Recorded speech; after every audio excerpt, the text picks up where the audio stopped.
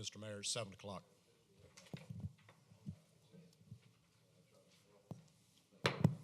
I will call the May 1st council meeting to order and recognize Councilman Barry Walker to lead us in the Pledge of Allegiance and the invocation.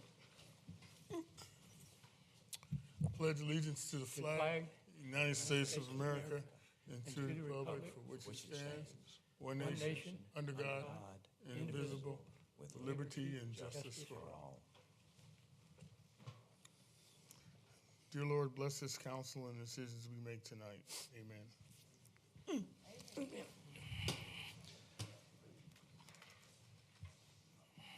Next is the reading of the minutes for April 17th. Is there a motion for approval as written?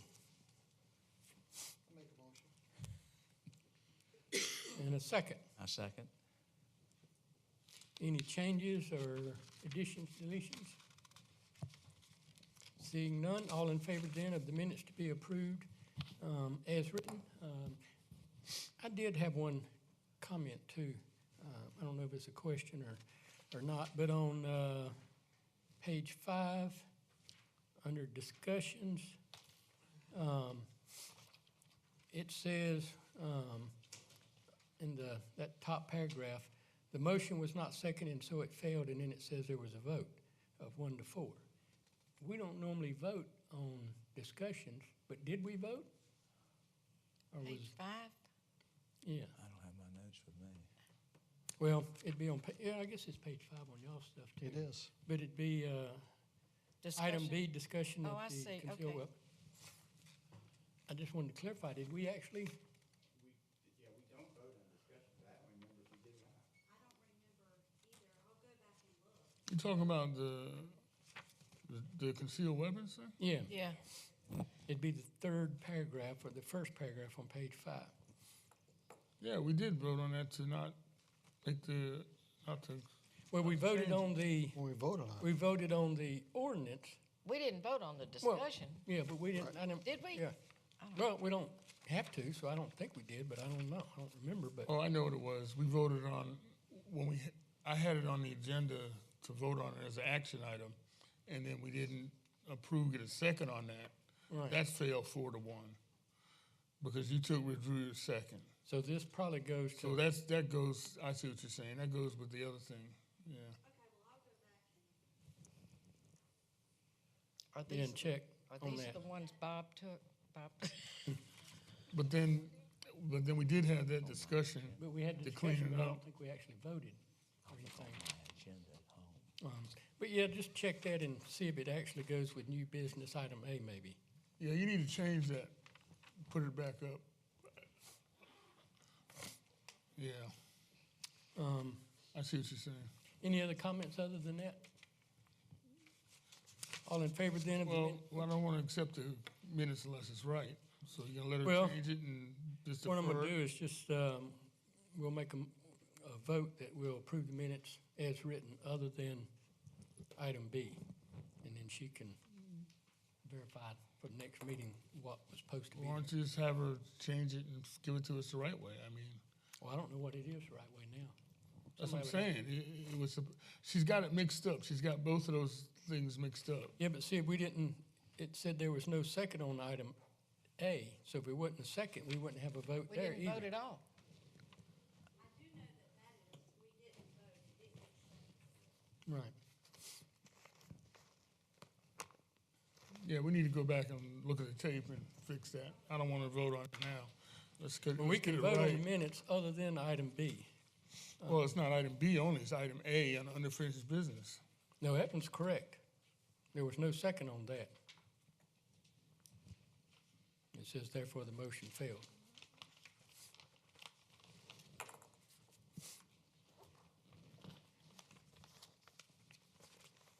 So what I'm gonna do is make a motion that we approve the minutes as written other than item B, Yep. under discussion. And then, Wait a minute, let me find it. and then we can approve those at the next meeting. Okay, So you're gonna approve it being incorrect? We're gonna approve everything other than that. But I'm saying, I think, okay, I'm thinking item A is wrong also, but, No, because we didn't get a second, so we didn't never discuss it at all. well, Mrs. Condon withdrew her second. Huh? What did I do? You gave it a second and you withdrew it. What? You saying you withdrew your second on item A? I did after, is that the gun? Yeah. That's the Because second item. the, at that time, we had the thing from Eric about where we discussed it before and that we should not do this, which is why it's on there It's this not, time. but that's not verbiage, it's not in the minutes. Well, let's do this. Let's approve the minutes other than item A, new business, and item B, Okay, discussions. And then she can double check that stuff and, And again, we can just wait and get the minutes right and approve it all together, right? I don't like this half approving stuff. I mean, I don't understand that. What's the rush? because somebody else might want these other minutes approved so they can What's the go by rush? it. I don't know. Okay. There's just no reason to hold up on those either. you're right, I withdrew it after Yeah. we read Eric's, yeah, you're right, It's not reflected in the minutes. no. Well, it really wouldn't be if it was withdrawn. It was never But technically, I seconded and then, I don't know what happened. okay. I have a vague memory of that. So there's two things we can do. We can defer these, or we can approve them other than A and B. So which one? I make a motion to defer it. I'll second that. Get it right.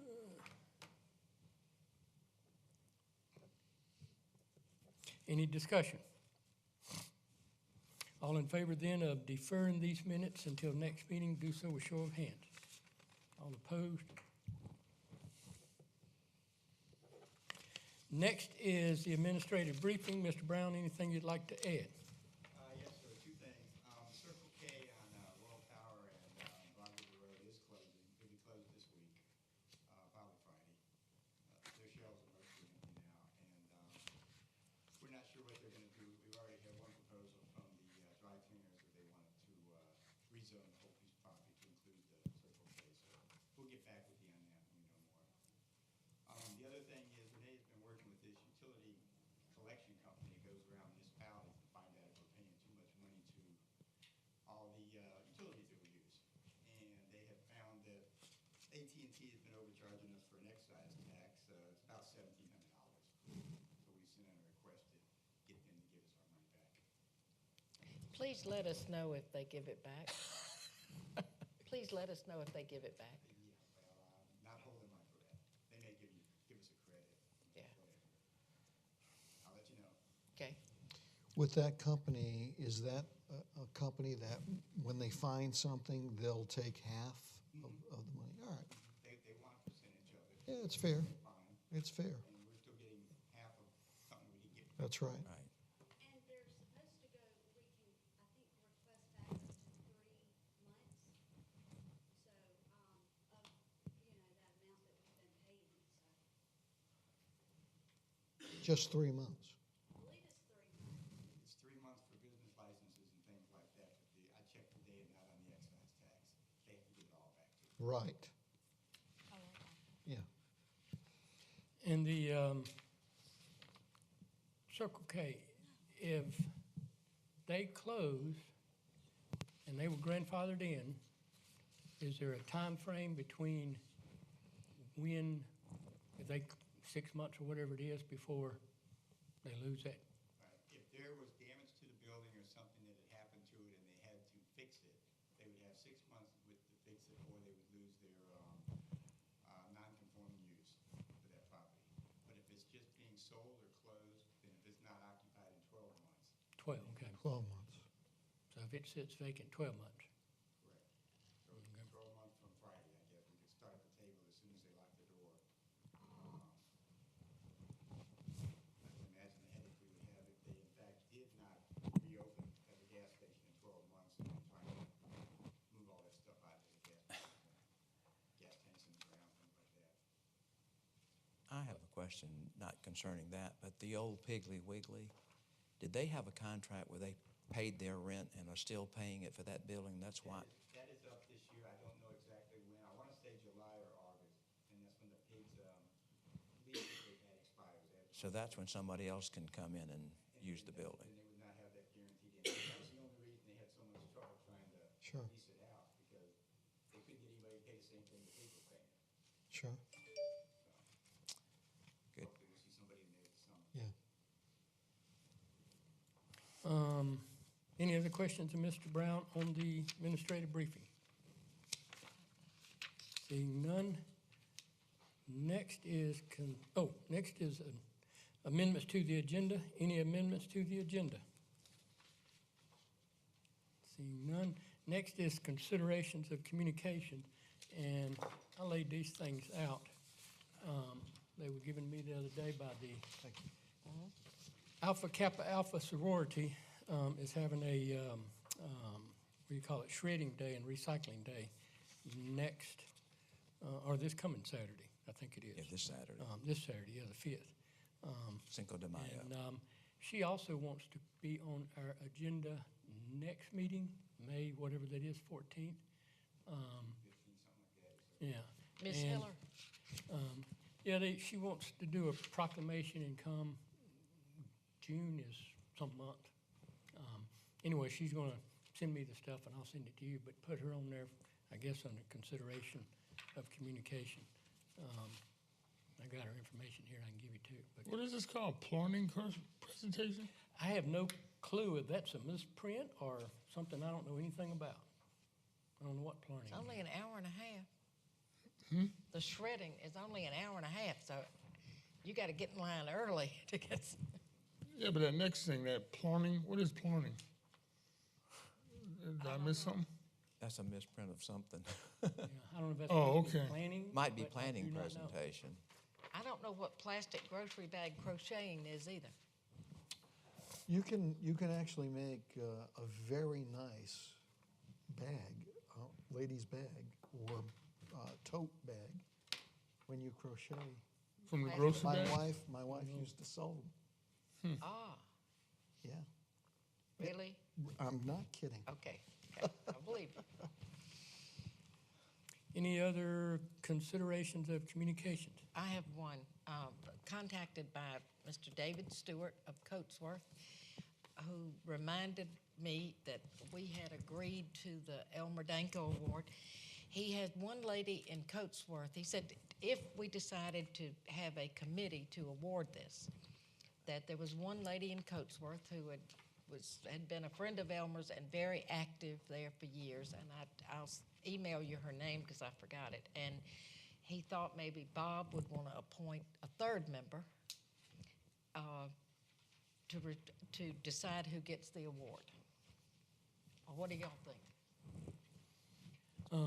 I can't remember. I remember reading it. I thought we She- had told him, we turned it over to him to do all the He did, he's got mechanics. the wording and all that, and I'll Okay. send you I forgot, I meant to send it today, but I'm getting old. There you go with that old. All right. But anyway, he thought it ought to be a third person that was not connected to Coatesworth, but not one of us. And I agree. So you pick them, Bob. If you pick the third one, I'll let David know, and then they can meet and decide or whatever. Thank you. Any other consideration of communication? Well, I have a letter from the Irmo Police Department that I got today. I went out of town, and this is a service our police department does for us. If we go out of town and you go by the police department and give them where you're going and how long you're going to be gone, or a contact number, or a neighbor that is a contact person, they'll send someone by and check your house and be sure everything's okay. Check your refrigerator if you leave that open for it. Well, I had the deadbolt holding the garage door down this time. The last time I did this, I just turned 73, and we went to the beach.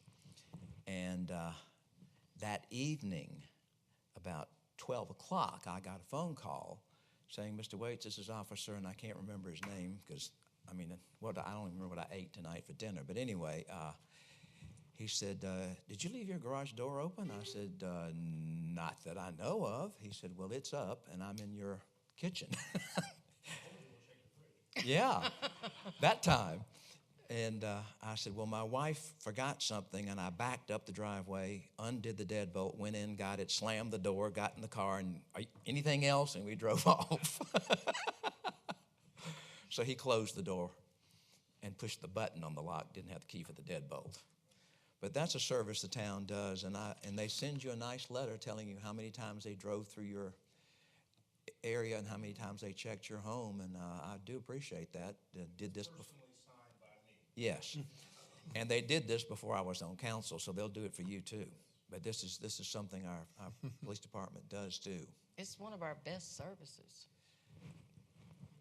Now, I think you've used it one time, didn't you? Yeah, I did. And somebody tried to break into my house. Any other communications? Well, today, Oh, go ahead. one more. I went to the old Rawls Creek, old Coldstream Country Club, and the Mungo family donated the 141 acres and 116, okay. The largest municipal donation in this area ever. And it's going to be turned into a green space for you to walk on. The golf course is still there, and it can be kept reasonably clean as far as walking on and jogging on and whatever. And it's not in the town of Irmo, but it's right on the edge. And that's another place we can go, and it was donated to Saluda Shoals. They will be building a bridge across Rawls Creek, but the two bridges that were there fell in when the flood came, and they will be building, but that's not one of their priorities right now. But if they ever want to get the lawnmowers on the other side, they will be building a bridge. Yeah. But that was quite an impressive ceremony today. Speaking of golf, You killed another one? I was in a putt-putt championship, whatever you call it, mayor's challenge for the Midlands Gives this morning, and I actually got a hole-in-one, and I won a ball. Was that an actual hole-in-one, or did it bounce off the back? No, it actually went in there. I was surprised. But I had a lot of practice recently, so I think that helped. But somebody else won $250. Charity went, whatever, so that was cool for them. You didn't win $250? No, I get to keep my golf ball. We don't send you to these things to win golf. We want the $250. That's right. Yeah. Split 5 ways. Any other communications? Next is presentation by citizens, agenda items only. And one thing I want to remind us up here, when the citizens come, it's a time for them to communicate with us and allow them to speak, and then and no debate, no questions, so forth. And this is the one that has to do with items on the agenda. So all we ask is you give us your name and address, and then which agenda item you want to address. Speak Or to. items. George Glassmeyer, 110 Beck Road. I would like to address agenda items. Is your mic on? Is this mic on? I can't hear. Can you hear me? There you That go. better? Okay, just get closer. There you go. Okay. George Glassmeyer, 110 Beck Road. I'd like to address agenda items 10F and 10H. 10F, I seem to recall at the last meeting there was a proposal to spend $5,000 of town money to buy an ad in a magazine that not only that I was not familiar with, but I had never seen. And I think this is deja vu all over again for half the price. I question whether this is money that has to be spent, because I understand there's some hospitality money or some type of related funds that have to be spent. I'd like to know if this is that kind of money that has to be spent, and if it has to be spent in this way. If not, I'd really prefer that you not spend it at all, or if you are just hell-bent to do it, pick a magazine that I've at least seen. As to item 10H, I understand that there's some community concern about this expenditure, and I think those people certainly need to be heard and have a right to be heard. my concern would be, and my suggestion to these folks would be, if you have concerns about selections that the Okra Strut Committee has made for entertainment, this is not where you should be in front of council. Rather, you should attend the Okra Strut Committee meetings that are published. The agenda's published. It's open to the public. I believe it's held in this very room. And there you can talk to the experts, that is the Okra Strut Committee members, who know more about this than I would dare say than any of you council members combined. They're the guys that are on the front lines doing this. And they can answer all the questions, and they can justify the expenditures and answer the questions. Don't wait until it gets on the agenda here at council to try to address this, because frankly, I think you folks are ill-equipped to answer the esoteric questions about how these selections are made. Thank you. Thank you. Anyone else?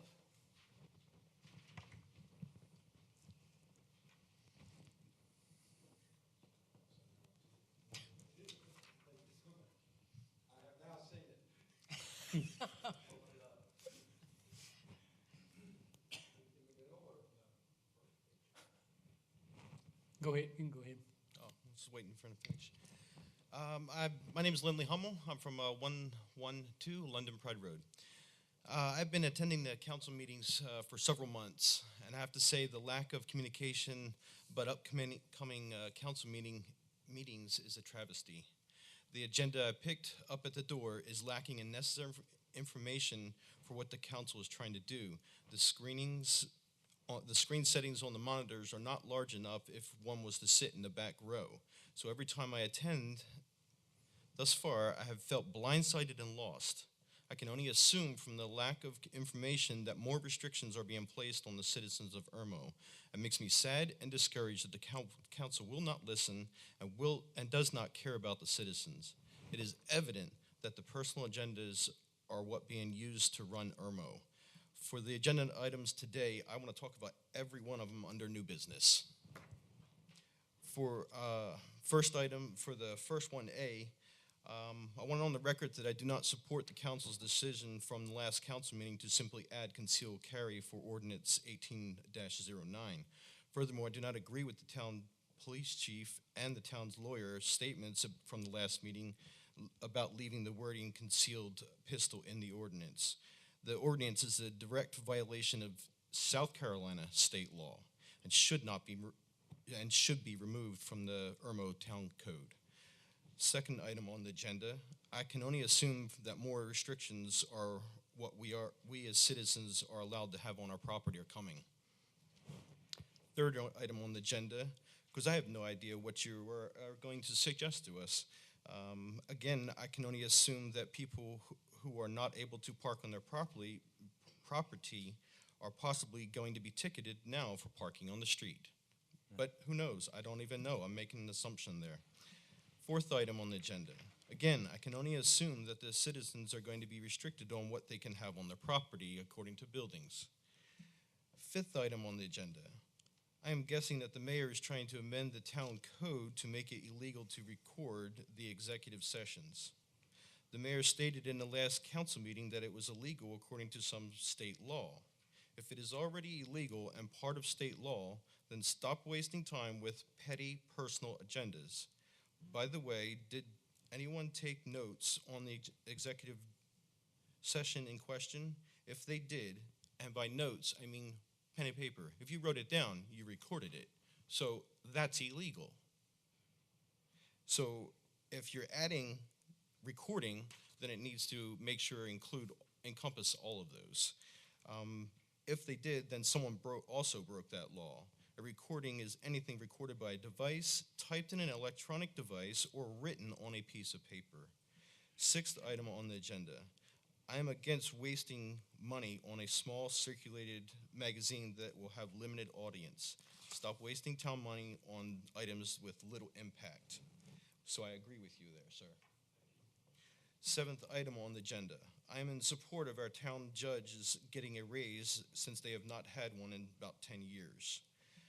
Eighth item on the agenda. I'm against money spent on bands outside of the state of South Carolina. There are plenty of bands available locally, and they're better and cheaper.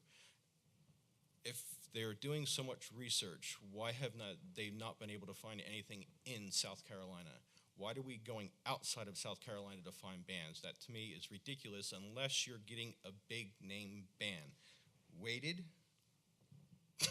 Okay.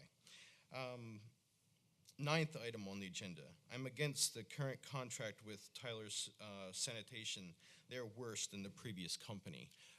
All I hear is complaints from fellow citizens whenever I go out, because I went out last night to pick up someone's tree they had cut down, and it's been sitting by the side of the road for a couple weeks now. So I did a service to help them and got it off the road. So 2019, gentlemen. Anyone else? And next item then is third and final reading of ordinance 1806. Is this the floodplain ordinance? Is there a motion for third and final reading? So move. Second? Any discussion? Seeing none, all in favor then of third and final reading of 1806, do so with show of hands. Next is third and final reading of 1807. This is the one with the sewer concerns addressed in it. Is there a motion for third and final reading? So move. And a second. Second? Any discussion? Is this, oh, sorry, go ahead. I was asked by our Public Works man to suggest an abatement time for some of these properties that have no sewer service at all. Some are rental properties. And he wanted me to run this by Eric, get some legal advice, and he also said remind him that most people get paid every 2 weeks, so it could be a hardship if they said, 10 days, 7 days. Would we be out of line in giving people 15 days to connect? That's really a call for council. I don't think there's any reason you can't give them 15 days. And I think under the way we currently enforce this, or not necessarily this, but the divide between commercial and residential would be a differing abatement period.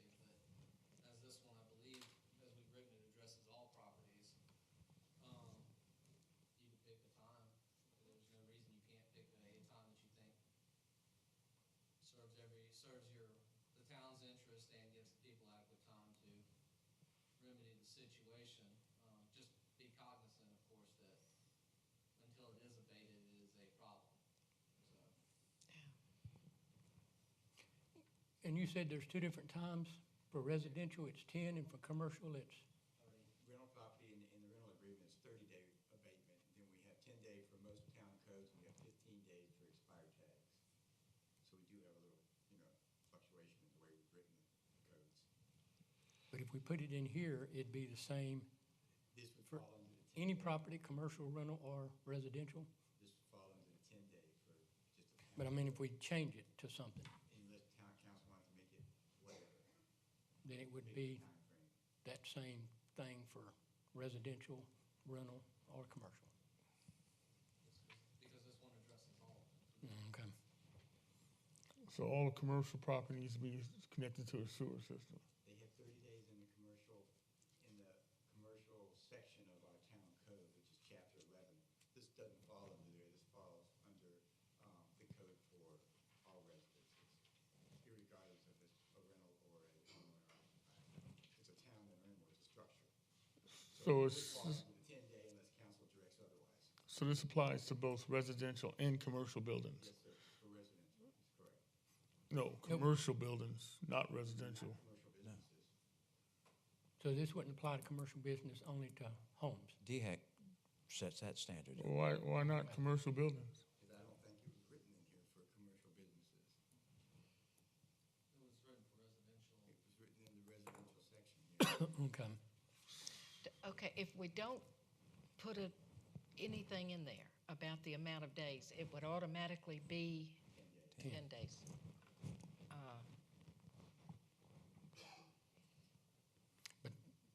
So where's this? Commercial does, DHEC guidelines that, right? So that we don't have to address that because They address it, okay. Well, wait a minute, if this is for commercial, if this is for residential, where's the commercial one at? It's already in I there. thought this applies to everything. This was written for residential houses. Because there was none. But commercial has something that, because we've already gone through a few of those. There's already something governing. DHEC gives them 30 days, because we had one of those situations. Yes, Okay, DHEC okay, has yeah. separate Because we've guidelines. been through that. Yeah, we've done Several that. buildings. Okay. Do you want to amend it and add something to it, other than the 10 days? No, I thought it was applying to both residential and commercial buildings. I didn't know it was separate. Isn't 10 days long enough to connect to a sewer? My bad. I mean, that's, If I may, you have to understand, before they got abated in the first place and had their septic plugged up, they've had notices, it's been going on for 3 or 4 months. They're already way behind. They didn't have the money to pay the sewer, or they wouldn't have had it turned off. So here we are in a situation where we've got to give them enough time to go find the money, or they're going to get another $1,000 tacked on to whatever they owe Carolina Water, plus the re-hookup fee. but this is against the, We can't have raw sewage. but this is against the public health. Yeah. That's the reason we're doing this. Okay. So, no amendment? What would be the best thing legally? Oh, I mean, I don't think there's any requirement legally one way or the other. I mean, DHEC sets a standard for businesses, but residences are every day, many times every day. All right, I'd like to amend it and have it a 15-day abatement, or 15-day period between the abatement and taking care of the situation.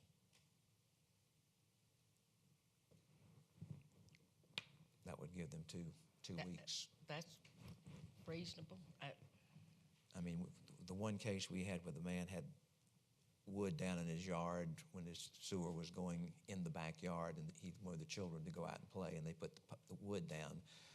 Judge Adams just about freaked out on that one, and she gave him 14 days to clean up his backyard, Okay. which meant if he did it correctly, he dug down 3 or 4 feet to take that out because it was E. coli.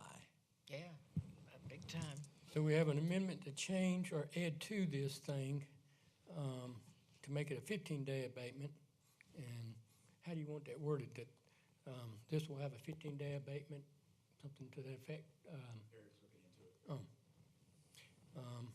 And let's get a second. Is there a second? Second, excuse me. We keeping you up? No, y'all are boring me. That's. I need some more excitement here.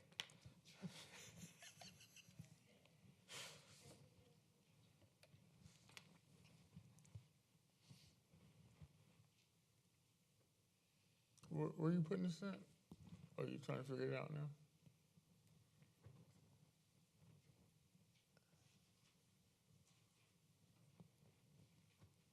And while you're figuring that out, is this information that's on the screen available to the public before we come to the meetings?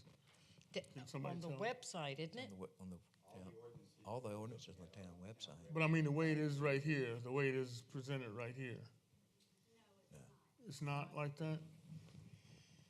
How They difficult. have the ordinance, and then they can go look up the rest of it and see it. But I put it up here, because Mr. Coyle had asked for me to show both. Yeah, that's fine. This is the kind of thing I think people are asking to have before the meeting.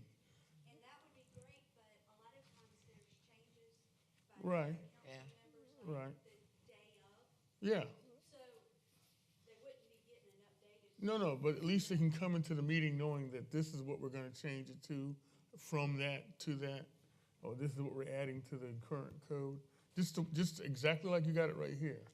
Is that something that can be published before the meeting, like? It just won't have any revisions. No revisions, just at least give them ballpark, give them a fighting chance of knowing what we're talking about before. And then the only problem is, no matter what we put in here, if it gets changed, then you're gonna have just as much griping about, oh, well, that ain't what was on the thing, this is. No. They're not griping about what we changed. They're griping that they don't have a clue I can as to what imagine we're it talking would be. about when they walk in the door. I mean, that's what I heard. I don't know if that's what you heard, but They physically have to go on the website to pull off a copy of the ordinance that tells them exactly what we're changing. I know they can do the work that our great clerk has done for us. But I'm saying, can we make that page right there available to the public on the website or through email or whatever? That would be something we need to put on the agenda and vote on and discuss, because there's some pros and cons to This is it. just a friendly, can we make that available to the public? Yes or no? Okay, how?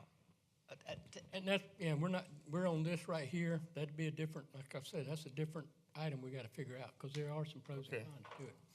But we need to have more time to talk about it. Somebody can put it on the agenda and we can go from there. Eric, have you, He's still working. on one sentence, what do you? It's hard to write and hear all the voices. How long you been hearing voices? A lot longer than I should have, or a lot longer than I should have been to on the record. Any person receiving an abatement notice hereunder shall have a period of 15 days after receipt of said notice to abate the violation. But that's good. A legal Thanks, Eric. mind. So you can give her a copy of that.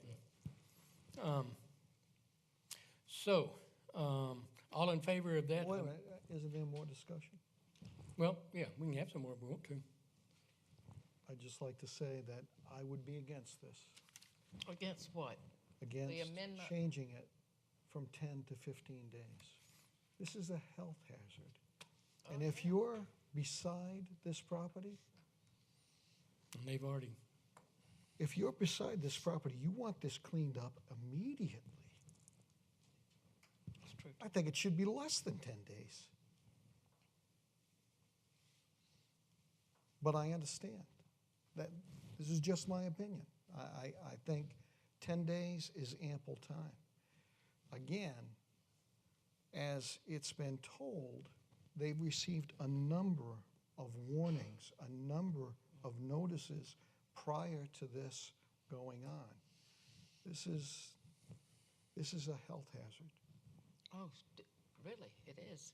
And if it gets in the stormwater system, the town could be fined That's my $2, point. $3 million. That's my point. But a child walking barefoot across it? Oh, gosh. Don't even think about that. yeah, I agree. I think there's a lot of hazards in that, but right now we have the wording basically changing it to 15 days from 10 that Eric wrote. We'll vote on that amendment and then we'll vote. What we're third and trying final to, reading.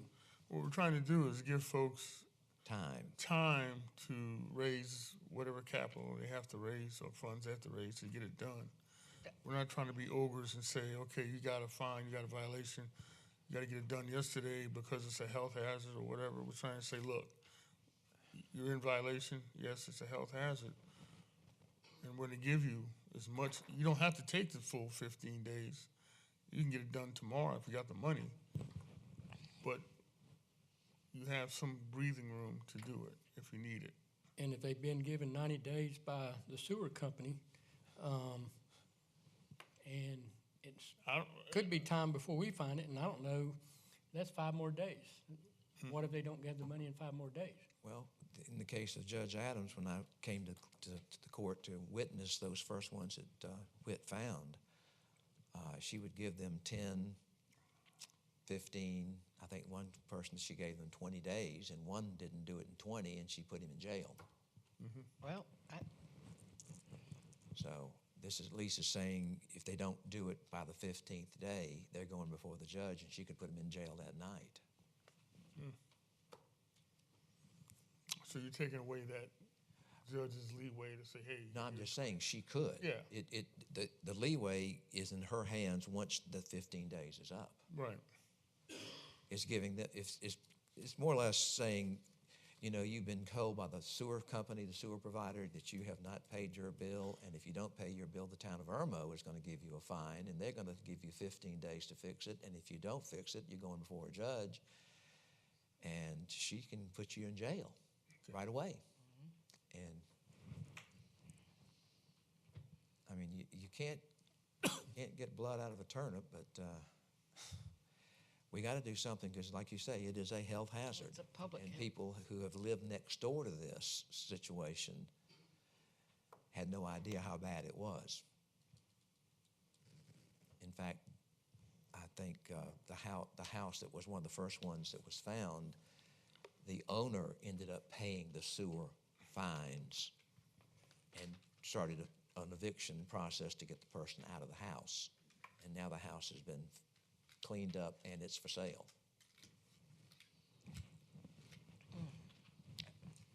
Any more discussion?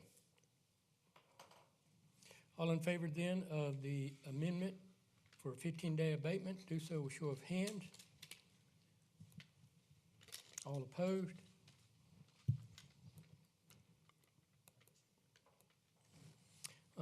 All in favor then of third and final reading, 1807 as amended, do so with, any more discussion on that, I guess? All in favor then, do so with show of hands.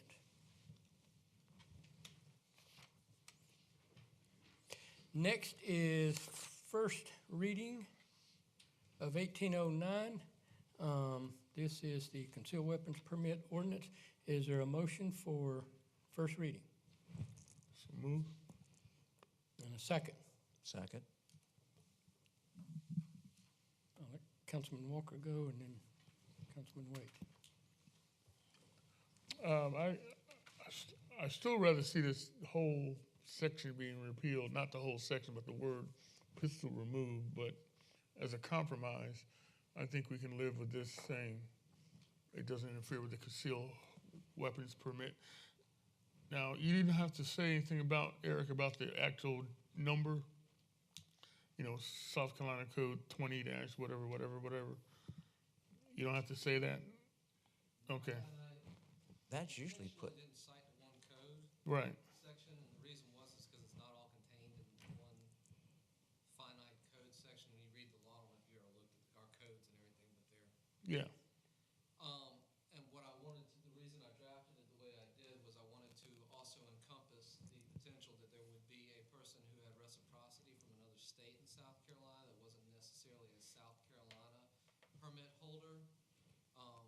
There's another section that would address if you had a permit from a state that we have reciprocity with, that you would still be considered a valid holder of a concealed weapons permit under South Carolina law, although you may not be licensed under South Carolina law. Does that make sense? yeah. yeah.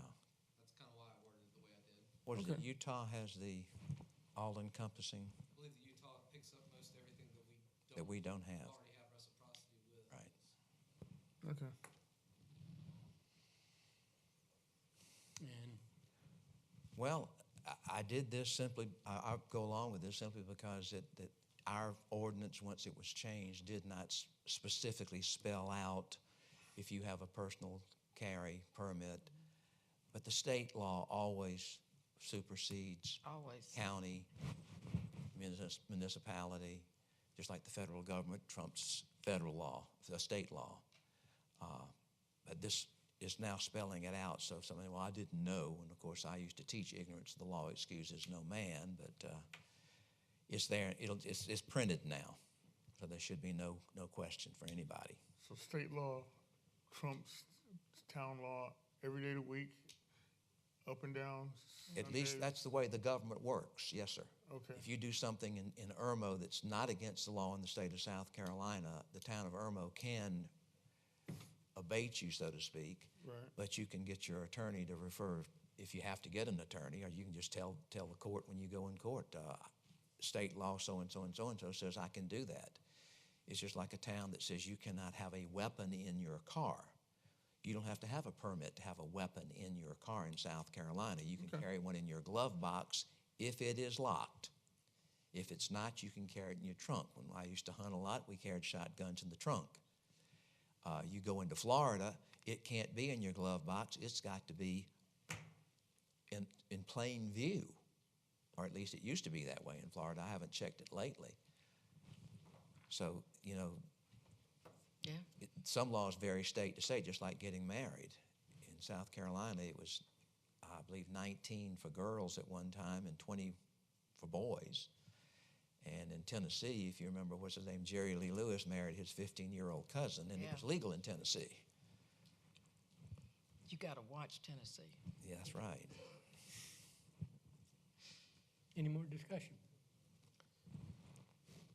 I'd just like to ask the chief and our attorney, is this necessary? Necessary? Yes. I don't think it's necessary. It is. I just want to say, at the last meeting, you cautioned us to leave it in, The word pistol, yes. right? And chief, you did the same, Well, pistol's staying in. right? Yeah. But they're the experts, Check. we're not. It's just a restatement of what is already occurring and making it crystal clear for whoever may have been confused previously as to the status of the law in Irmo as it pertains to concealed weapons permits. I don't think it's necessary. It wasn't being enforced that way. I don't think a citation was ever issued to a single person in all the town of Irmo who had a valid concealed weapons permit under that code section.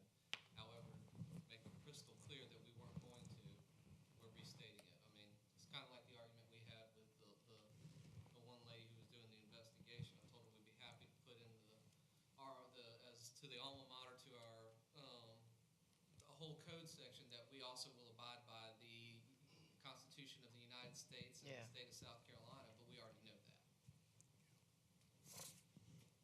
This is okay with you?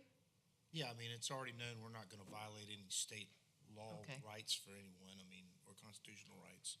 Just because we have an ordinance doesn't mean we can go out and violate state or someone's state rights or constitutional rights. I mean, I think that'd be pretty reasonably understood by most, Most what, courts?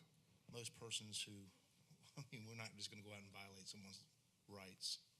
Oh, I mean, they can kill, if they want to carry concealed, I'm happy for it. I love firearms. Bring them. I'm good with that. You can carry it lawfully, carry it lawfully. I'm okay with that. I like guns. Any more discussion? so what's your point? To make sure it's okay with correct. the lawyer and the chief, since it's their bailiwick, more so than ours. Right? Okay, good. Any more discussion? All in favor then of first reading of ordinance 1809, do so with show of hands. All opposed?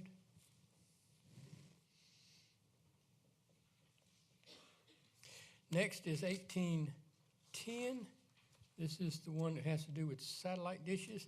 Is there a motion for approval? I make a motion. And let me see, 1810. Is there a second? I'll second it because I want to hear what we're, I Leave want, it yeah, I here. want to, And I'll recognize Councilwoman Condon first, and then thank you.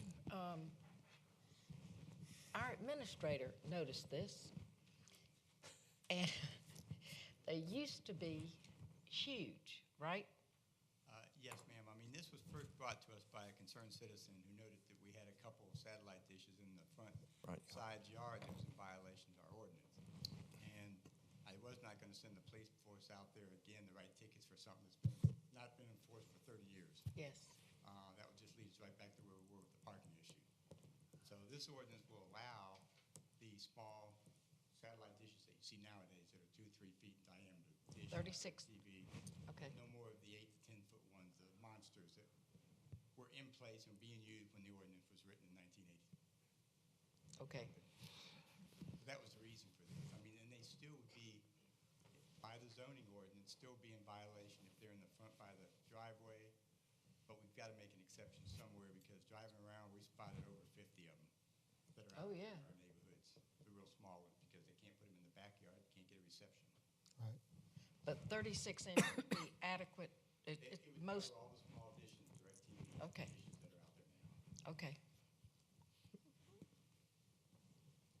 That's, yeah. Well, that's why I seconded it. I wanted to be sure we all understood what he's talking about, because there's some antennas that are, the old ones were about 10, 15 feet in diameter, and most were put in backyards, but after this came up, I've seen several that are in front yards, and they don't use them anymore. Those satellites don't send a signal to them anymore. So that's one thing. And ham radio operators, they don't use an antenna that's a dish. They use a vertical pole, or they use a horizontal string across their yard. There are some 50-meter dipoles, but they're on the roof on a rotor so they can work the world. Do we have a lot of those? Well, growing up, Okay, WA4BFR. okay, okay. I One just on don't our want this to, this is adequate for, This covers everything. okay. Let me ask something here, because I might be reading this bottom part wrong.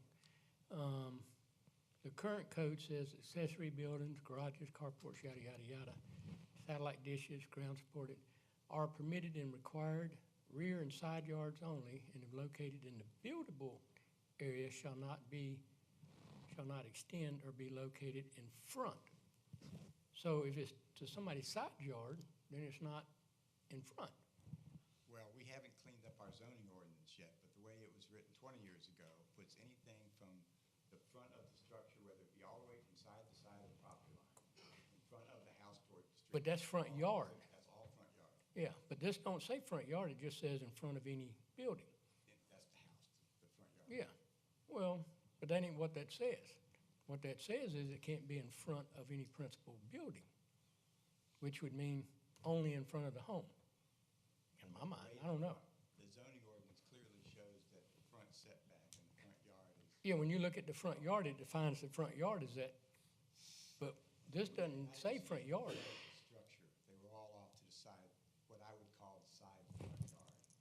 Which, if I'm reading that, that'd be fine, since they're to the side and not in front of the home, or front of the building, or principal building. Well, that's an interpretation. If that's what council wants to take, my police force would be happy to enforce it that way. That's fine. I mean, that way they wouldn't, you could leave them on the side yards. You wouldn't have to move them. Otherwise, they'd still have to move them, really.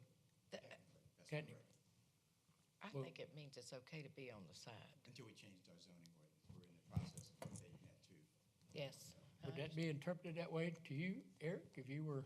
I'm not following what you're saying, to be quite honest. Well, under that condition, under I that don't blame condition you. up there, where it says all that stuff, and we're talking about the satellite dishes, shall not extend or be located in front of any principal building. So if they're not in front of the home, and they're to the side yard, even if it's in front yard, No, it's still in the Can't be side side yard. yard if it's front. This is the only thing. because you would have to disregard your current definitions of what a side yard is. Yeah, but this doesn't say front yard.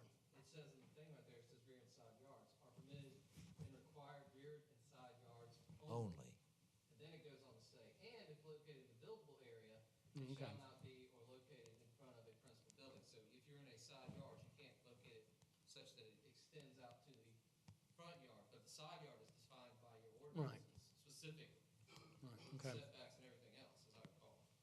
So do we need to change that to make sure?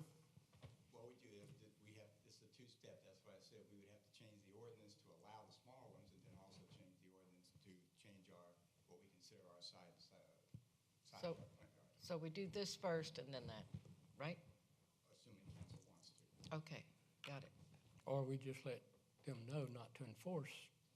That's correct, again, it's been The in placement, place for but- 30 years, and we haven't written the ticket, that's why I didn't want to go out there and start right there. Yeah. For the small satellite dishes. Well, let me ask you this, if we do first reading, Eric, could you add something to that to exempt them in the front side yard? If they're already there, not new ones, but old ones, Grandfather? by the second reading? I can try. Okay. Well, if you're gonna bring that up, some people have them on their roof. Well, It just depends on where they're located, is where they get a clear northwest Yeah. signal. Well, to me, if they're on the roof, they're kind of, I don't say invisible, but they're not really noticeable. True. So you saying you drove around and saw a bunch that were in front of the houses? Well, they're on the right side of the driveway or on the other, right on the very edges of their yard. Mhm. It's in the front yard. Mm-hmm. So And that's, anything to the front of that home is considered front, So even that- if it's side. yeah, so that's what this concerned citizen saw and reported us, that was in the front of their house? Yeah, there's a few of them around. And like Julie said, they may not even be working. They don't work, they don't function anymore. No. No, the big ones don't. not those. I mean, the I'm little, talking about small one. You're saying you saw small ones that were in front of the house? Yeah. No. Yeah, Yeah. but what prompted this was the big ones, I guess. So somebody actually reported that to you? They drove around and said you got a violation of a satellite law that was been in place for 30 years? Yes, sir. Maybe they just Yeah. moved here. any more discussion? And the wording is exactly like it is verbatim, like it is for the gun, the concealed weapons thing. I mean, if you interpret it exactly the way it's written right now, those satellite dishes are in violation, right? Yes. That was the whole argument for concealed weapons thing we just passed, is that it was written and we interpreted verbatim the way it was written. Okay. And the planning commission is also going through our whole, well, not our whole ordinance book, but our whole zoning ordinance book and redoing all that to get rid of a lot of this stuff that may be out of date and old and update it. And also we'll sometime by the end of the year get that new whatever and start accepting COG that. is involved in that. Yeah. So, any more discussion on 1810? And we can, like I say, we can vote on it and then have some changes by next time if we want to Okay. somehow or another grandfather those that are already there. All in favor then of first reading of 1810, do so with show of hands. Next is 1811, and this is the one we can talk about. There's some conflicting stuff in there. Is there a motion for first reading of 1811? And I will make a motion. Is there a second? I second it. We have two parking ordinances on our books right now.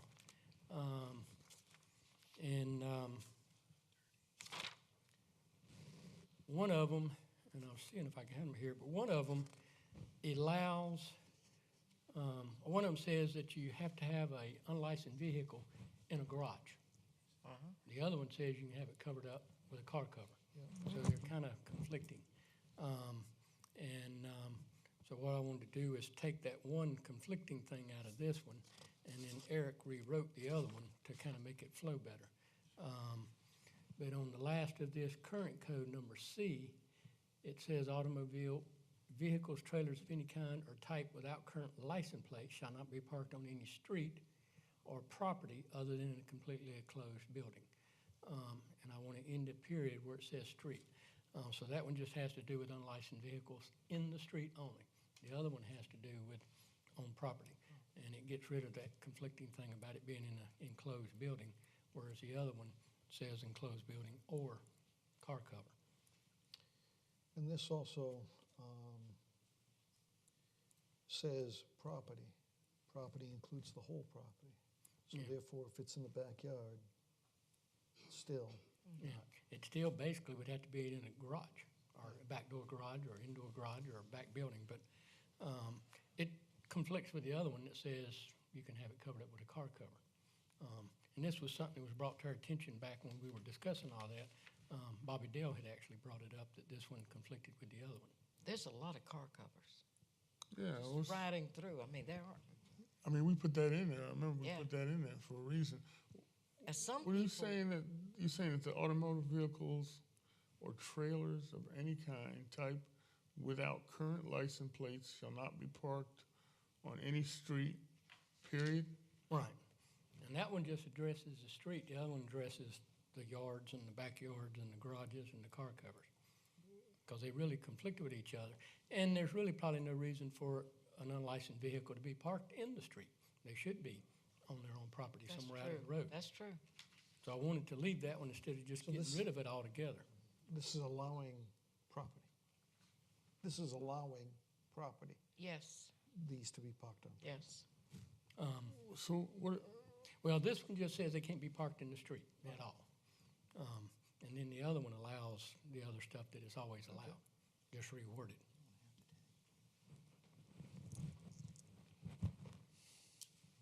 Any more discussion? I don't quite understand why we're changing this, because it, why would you not want them to park it in the property? It's okay, no, it's okay to park on the property, That's right. just not on the street if it's unlicensed.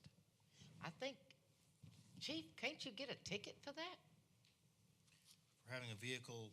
Unlicensed parked on the unlicensed. street? Well, we abate that in our Okay. ordinance, give them time to get the get the vehicle registered or tagged. Right, Yeah, we have an ordinance against Okay. not having the current tags on your vehicle.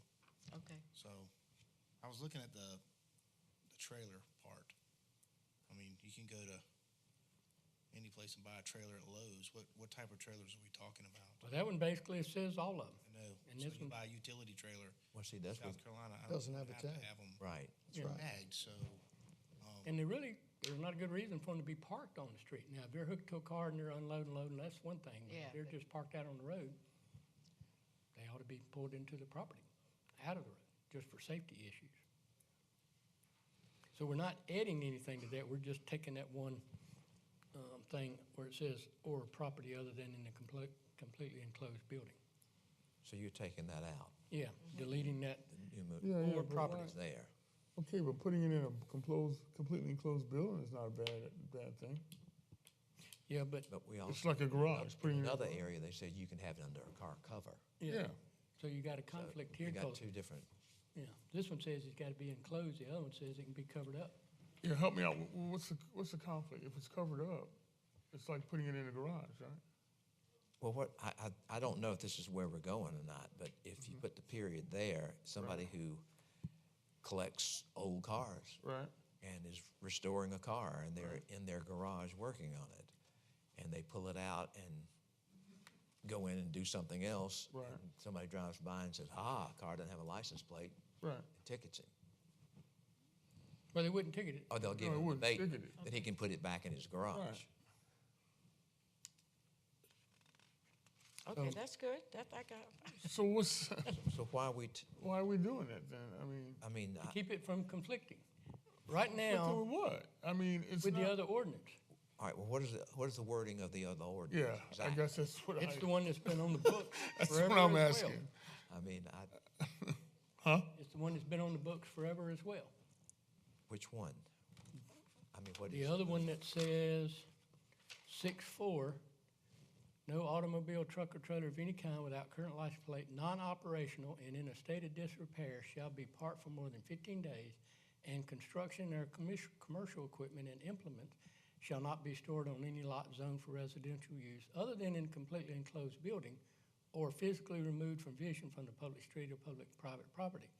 Visual obscurity may be achieved for one vehicle per lot for approved custom car cover in rear yards or side yards only on paved driveways. All vehicles must be supported by 4 inflated tires. Right. So right there, you're saying it can be covered with a car cover. This one says you can't cover it with a car cover. This one I don't says see that it saying has, that. now, this it one says doesn't it say can only be in a right. completely The other enclosed one- building. Yeah, the other one So says. that's That's your why one we're option. moving So the that's the completely conflict. enclosed One building. says it can be a car cover, this one says it can be an Can't. enclosed building. Yeah, One says it gotta be So in why a- not just put and or cover. car cover. Yeah. Well, And then because this change one, the other one and say car cover and or Closed closed I think building. it'd just be easier to get rid of that one sentence and then do the other one and change it to what Eric's changing. Because that's very confusing. Do you know what that means? I Yeah, it understand how means you it's can put it out. confusing. There's two No, different, what's the other there's stuff two mean? different ordinances, but if you enforce this one and the other one says that he could have a car cover, but this one says you got to be in an enclosed garage, property doesn't have a garage. Right. So you're denying somebody That's who why rents a we- house that has no garage. Need to get rid They- of this one and just stick to the one over here that says car cover or garage. Yeah. Okay, well, if you take this out, you're not you're just, it's saying the same thing. No, there's. I mean, it's not saying the same thing, but it's still following the same flow, only it's didn't put car cover on this one. Well, then if we're gonna do that, Whereas the why do other we one need this says- one? the You other don't need two. Well, we don't need Well, you to. got two. I mean, you got it in there, but I mean, What's the biggest I mean, what does the other one say specifically besides enclosed garage or and car cover? I just read I it. don't have it in One, front of me. two. That's all it says? No, you do have it on here too, because it's next.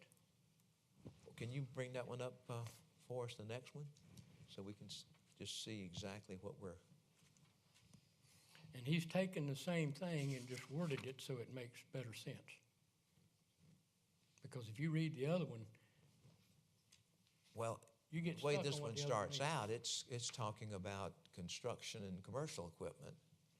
And then as you get through down 4 lines down, then it starts to talk about automobiles, trucks, and Right. trailers being without license plates. Yeah, Eric reworded this one because if you read the old one, there's some flow problems in there trying to understand exactly what does it mean.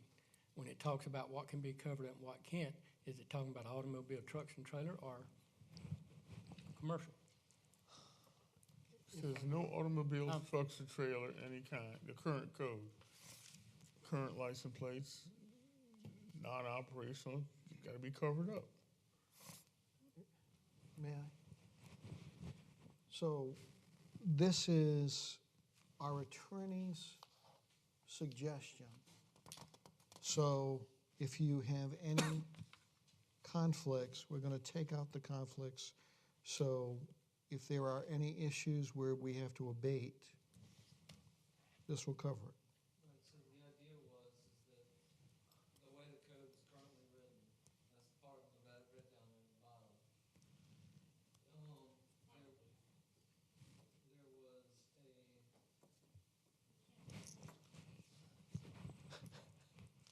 there was confusion from law enforcement standpoint as to the enforcement of the dichotomy there between you can have visual obscurity with a car cover for one and then with the other. So it was brought to me to rewrite. I believe the mayor did this first one that y'all are presently considering without my input, but he was only taking out a half of a sentence. So, and it was just to make it address strictly cars that are parked on the road. And then this other one, this code, the 1812 ordinance that you're trying to pass, this is addressing parking. And the way it was presently written confused me. Because you can see at the bottom it says and/or commercial equipment and implements, and I couldn't really tell if the comma in here was changing where it was starting to apply, where it wasn't starting to apply. So I just made 2 sentences. You want to talk about construction and commercial equipment? I'll have 1 sentence that talks about construction and commercial equipment. When we want to talk about all vehicles and disrepair and no licensing, talk about that in a separate sentence. And so clean that up. I mean, I'm not condoning this one way or the other in terms of that. That's for you as council to do. But it's a lot cleaner and easier for me to read this way. Okay. And the first one basically says they can't be parked in the street. The other one says they can't be parked in the yard uncovered for more than 15 days. So they're really kind of, and we did that one years ago to address some issues with cars that people were working on.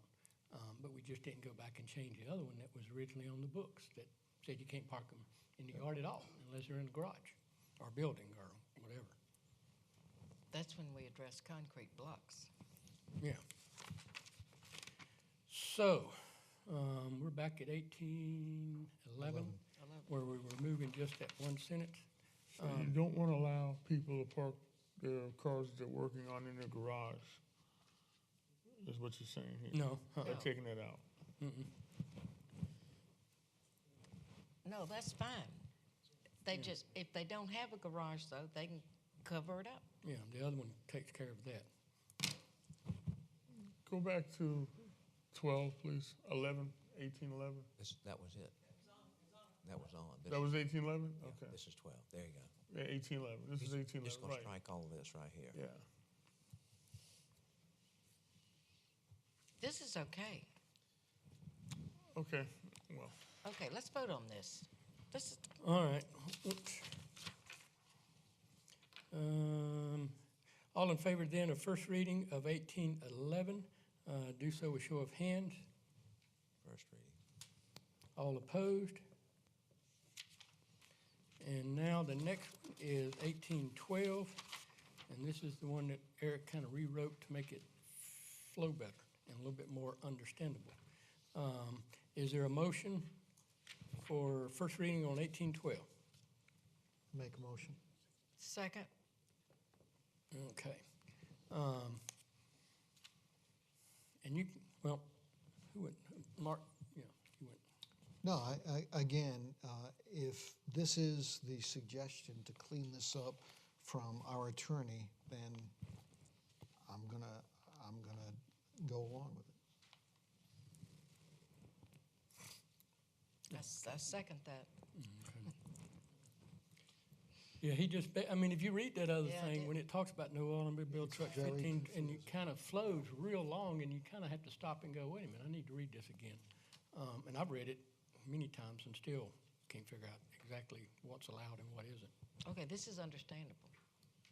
And it still gives people the ability, if they got a garage, to park something in the garage. If they hadn't, then they can cover up one car with a car cover. And nothing's really changed other than just moved around to make it more sensible.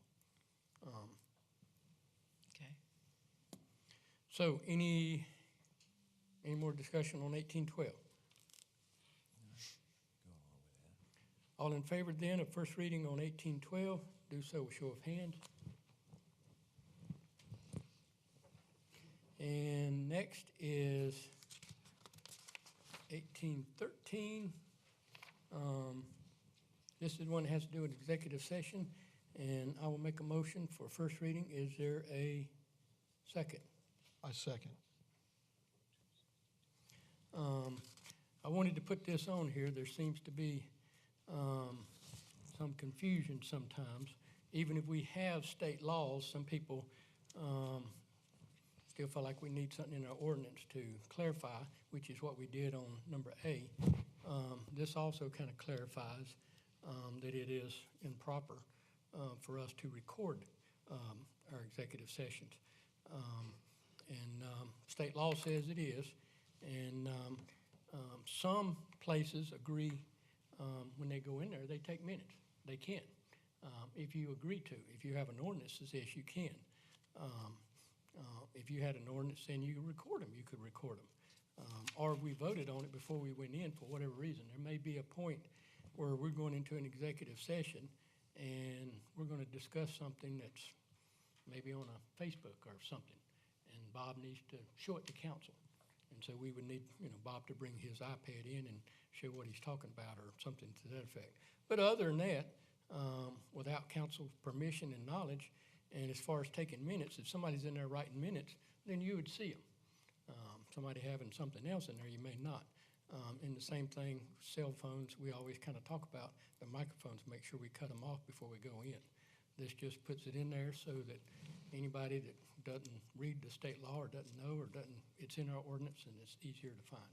And that's kind of why I wanted to address that. And also where it says that we can vote to record it or to do whatever if we need to, for whatever reason. It may be something that, for whatever reason, I don't know what, but we may be discussing some kind of legal matter or something, and we may need it recorded. So I do know of some executive sessions in the past where things were said, and then 6 years later, people said, oh, no, that's not what we talked about, or that ain't what I said.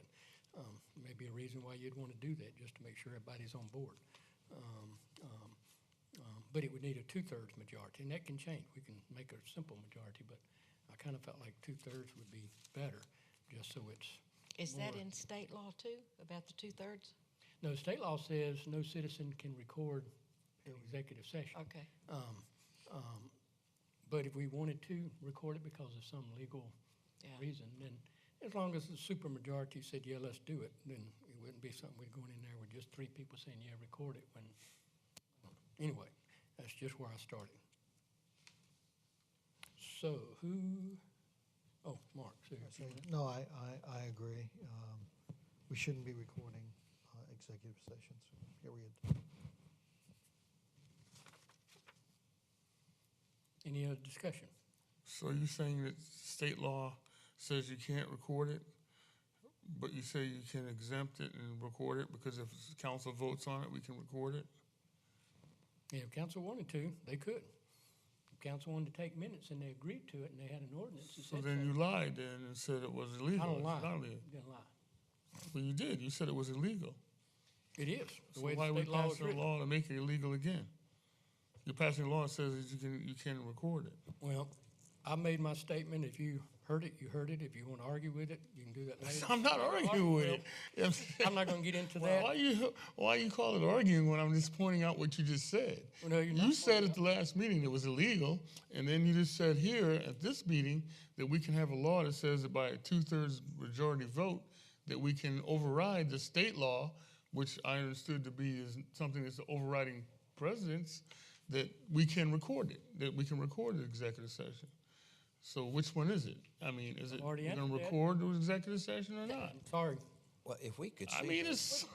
Okay, we have had occasions, and I, excuse me, but Go ahead. we've had occasions where we have rewritten contract, or we have rewritten certain words. Bob has. We know, we told him what to write, and he wrote it. That had to do with land deals. Right. That had to do with, I don't know with personnel, but I know we have sat there and made notes before when we had to. So I think the 2/3 majority, in the event somebody needs to be writing something down or what, I think that's reasonable. I do. That's 4 votes. That's 4 people. That's 4 votes, yeah. But that's in conflict with the state law, according to the mayor.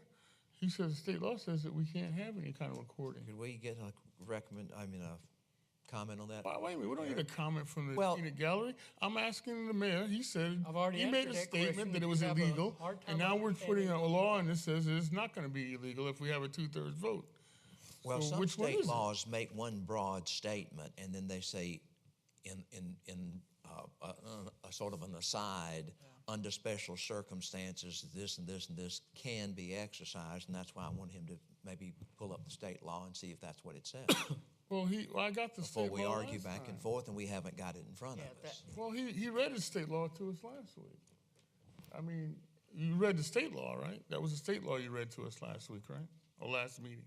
No, That wasn't the state law you read to us last meeting? that wasn't a South Carolina state law, no. Oh, so you just read us some arbitrary thing out the blue about No, recording executive I got that- sessions? I got that out of Robert's rules. So that wasn't even state law? That was Robert's rules. You said it was state law, so now you're lying. All right. I'm going to call this. Go back to the order. video. Well, I mean, go If back we to the video. operate man. under Robert's rules, technically, that is the law we abide by. Correct. Correct. It's Maybe the that was rules just, maybe you misspoke saying state, but I mean, we are in the state of South Carolina. You Most misled the entire, organizations you use misled the Robert's entire rules. population. One person at a of time. Irmo. I can't hear, And nobody else the- can hear what's going on, so I'm going to bring this into order. I understood it to be the state law that you were reading, sir. That's what we're looking up now. No, but I'm saying, I thought that's what he read to us last meeting. Okay, SC state what? SC state law. It says no person can record an executive session except for pursuant to 34-70, which is freedom of information, has to Okay. do with executive session. FOI, okay. That- So you Does can it record say a that- public meeting, but you can't record an A executive private. session. Could But we does get it make an Eric's? exception? Is there an exception to that in the law, Eric? I don't necessarily read it the way that the mayor reads it. I believe what it says, and I'll read it to you, and y'all can make your own conclusion. I believe that the fellow from the municipal association agrees with the mayor's reading, and I believe there's another fellow who didn't agree with it. So reasonable minds can differ on this, but what it says is that all or any part of a meeting of a public body may be recorded by any person in attendance by means of a tape recorder or That's any any other means of sonic or video reproduction, except when a meeting is closed pursuant to section 30-4-70, which is the section that pertains to executive sessions, provided that in so recording there's no interference with the conduct of the meeting. So the way I read it is, this is dealing with a person recording the active meeting. Anybody can record it. I don't read it as saying that you cannot record. It is putting a prohibition on recording an executive session. So for that reason, I believe that you can issue this to make it crystal clear, if that's what y'all want to do, is to prohibit. And I think it's probably an appropriate thing to do. And I think, I believe the mayor received a suggestion from the municipal association. If he didn't, I did, that this be included, if y'all want to prohibit this type of conduct. If we want to do the two-thirds majority? Well, the two-thirds majority, I think, is the way that the law is Okay. presently written before you got it. But that's gonna be in conflict with state law according to the mayor. No, He just read the state law. Well, according to the mayor's state law. I mean, he said it was illegal. He got two interpretations. It is illegal according to the state law. It says you can't record it. So then how can we vote on having a two-thirds vote to record Eric it? just said we ought to. You can make a law, But an that's, ordinance. but that supersedes the state law. Well, No. we just had an argument that we can't Well, supersede the state law. You can vote how you want to vote, and I can vote how I want to vote, but us sitting here arguing all night long ain't going to change. I'm not arguing. Why do you consider this to be an argument Because you are. to have a civil conversation with It's each not other? civil. It is civil. I'm not raising my voice or anything. I'm just saying that we're having a law that is going to be conflicting with the state law, and you just told me that the state law says you can't do it, and you're going to have a law that says that we can vote to do it if two-thirds of us say we can do it. That's a conflict to me. That's a simple, Okay. straightforward conflict. To you it is, to me it isn't, so. It's okay? Fine. Okay. Well, to me it is, but I mean, if we can vote on it and say, okay, we can't record the executive session, but if we all, two-thirds of us say, okay, we want to record the executive session, that we can do it, that is a violation of what you consider state law. Even if we vote on doing it. So That's your opinion. you can't put the ordinance in there to do it, Your opinion. I'm going to vote to do it. huh? I'm So- going to vote to do it and see if, Any Well, more discussions? I'd like to make it, I'd like to amend and take that out of it. I would just delete like that to section. say, as part of the discussion, this is, again, the recommendation of our attorney. The attorney that if we had any issues is going to represent the town. Therefore, I would side with what Eric is telling us here. Eric is saying, you're saying to us that we can have a rule that overrides the state law that says we can have a two-thirds majority vote to record the executive session when the mayor has clearly said to us that it's illegal to do that. I'm saying I don't agree that the state law prohibits you from recording executive session. Okay, so stop. So then you don't agree that the mayor is correct by saying it is illegal to record the executive sessions. That's what you just said, right? And we'll qualify that for you. It says in the first sentence for you, Now, I'm layman, I'm not a lawyer, so. That's why we need Help to me out. listen. that it can be recorded by any person in attendance. Okay, A meeting can be recorded by any person in attendance, except for the portion of the meeting that is an executive session. It says by any person in attendance. I see that there is a difference between executive session, the whole point of having a whole statute devoted to executive session is that it's us. And it's attorney-client privilege. And what we talk about in there is privileged, and it may involve personnel matters that probably are not appropriate to be discussed in the public arena, especially to the extent that we may be wrong about them. But in any event, that's the whole point of it. But if you wanted to make a record of that, I don't see any prohibition in that particular statute that prohibits you from making a record of that meeting. Now, I would strongly caution you against it and never, ever, ever suggest that you did so, because if you did make a record of it, then that record would be discoverable. FOI. Yes. Right, which is why we wouldn't ever want to record that meeting. But I don't see a prohibition, and in fact, again, the municipal association specifically suggests that the many municipalities would adopt exactly an ordinance of this type to make crystal clear that there would be no recording, so there would never be a situation where you may inadvertently create a record that the council did not want to create. But this says that you can record this session if By two-thirds vote or majority of council. Right? That's the But proposal. that's illegal. That's in conflict with the state law. I don't read it as such, no. Any more discussion? All in favor then of first reading of 1813, do so with show of hands. All opposed? Next is the approval to place the advertisement in that same magazine that we did a couple of years ago, last year, whenever it was. I did ask for this to be back on the agenda because I think it needs to be discussed on where that money is coming from and where it's being used. And I will make a motion for approval. Is there a second? Well, I'll second it so we can talk about it. Okay, where's this money coming from and what's it for? We get $25,000 a year from the accommodations money. Right. And then we get the next 5% of that money. And we do not have to spend it on tourism-related stuff. We can spend it on whatever you want to spend it on.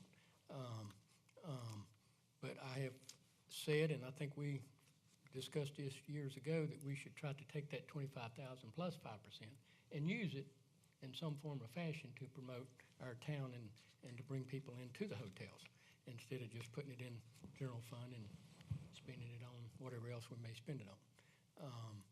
And that magazine is a Lexington County magazine that could be picked up by a lot of people wherever they put it to come into our restaurants and eat. And I think for us to promote coming to our town and eating at our restaurants, getting gas at our gas stations, shopping at our stores, I think it's a good deal. And I think that's why we need to do it like we've done it before. If I were a restaurant or some type business that was paying, or a hotel that was paying that money, and every bit of it was going into general fund and not being used to do anything to promote, I'd be a little bit upset that you weren't using that money to do something with it. And this was something that came up years ago, and I think it was a low cost, and we still got the 25,000 plus 5% minus 2,500. I think So we ought this to do is to something with the spend other, that money that it's supposed to be spent for. on something that hopefully will promote our area. The money that we give to those other groups, they do whatever they do to promote our town. This is our portion that they basically say, here's your part, you can do with what you want to. We can put that in the general fund, though. if We can put it in want the to. general fund, and we can do whatever, but if I were a hotel and I was paying that money, and I heard every bit it was going to general fund and none of it was going to promoting, I'd be, again, a little bit bothered that, Well, the committee made recommendations last year, and you their totally money. ignored it, what their they money. did. on their money, Yeah, but you Not totally on the- ignored what they wanted to do with their money, and, not on this money. They don't make a recommendation on this. no, but the recommendation they did make, you totally ignored what they gave us as a recommendation to do something else. I mean, why can't we just do Whatever that? the vote was the way I thought was best, yes, I did. I can stand by that and will again. This is only talking about the 25,000 plus 5%. What's the circulation of this magazine? Well, George has one. Oh, I've never seen it. I've seen Well, it. they've been sitting in front of our meeting place for how long? We only got about 50 copies of it. I don't know what the distribution is throughout the whole county. I can find But it's the Lexington County Yeah, it's only for the county. magazine. So those folks who live across the, well, not even across the river, because I mean Lexington County's right across the street, or we are in Lexington County right now. Yeah. But We know Irmo's here. And a lot of us, most of the restaurants we eat in the town of Irmo are in Lexington County, if not all. So this ought to be going some other counties further out, telling them to come to Irmo and experience Fusco's and the soon-to-be open Exactly. replacement for, what was it? Oh, gosh, it used to be in Murraywood Plaza. 123, thank you. Well, that is what the other people do with their money, Lake Murray Tourism and the Chamber. That's what they promote is whatever that The tourism- outside people coming into Irmo. They have that tourist, whatever that rule is, that it's got to be 50 miles or better or 30 What, is miles this or the better. only magazine that has this format and these prices that we could, because I thought about Southern Living Magazine, then I think, did you pull it up? Yeah, Renee pulled it up and I went, holy smokes, 10 much is Southern times the cost to put an ad in Southern Living Magazine. I had a full-page spread in Southern Living Magazine, didn't cost me anything. We have had the orchestra in there for free. The Okra Strut's been in there for free because they were writing up festivals in the southeast, but, Okay, do you know ad is anything about this $50,000 distribution of this magazine? and it's not a big ad. I just know what Bob Okay. came up with last year, that they print them, put them out, and it promotes Irmo See, to this the is- people of Lexington County. See, And this is- anybody else that's traveling in those, wherever they pick This them is up. this is why we need a communications director, somebody who can look at the actual market, look at what we're actually trying to accomplish, which is bring bodies into Irmo, somebody who can target the right things to advertise in, and not just haphazardly throw away $2,500 here, $5,000 here, Well, I and thought in a magazine that you may not even get seen. I mean, it might get lined in the bottom of a bird cage or something. You know, you really don't know who's actually looking at this thing. I think, yeah, we talked about doing a $5,000 ad, which was what, 4 pages, and now we're down to $2,500 ad. I don't think we ever Which is talked an about a inside cover. $5,000 No, ad. it wasn't seconded. it was 25. We did 2,500 the year before, whenever it was. I think Bob just said you could go up to 5,000. And that's why the price was the council. I mean, the first one on there is $400. I mean, when I said not to exceed 5,000, that just shows you the whole price list. I mean, it's council's decision to make on how much they want to spend, if anything.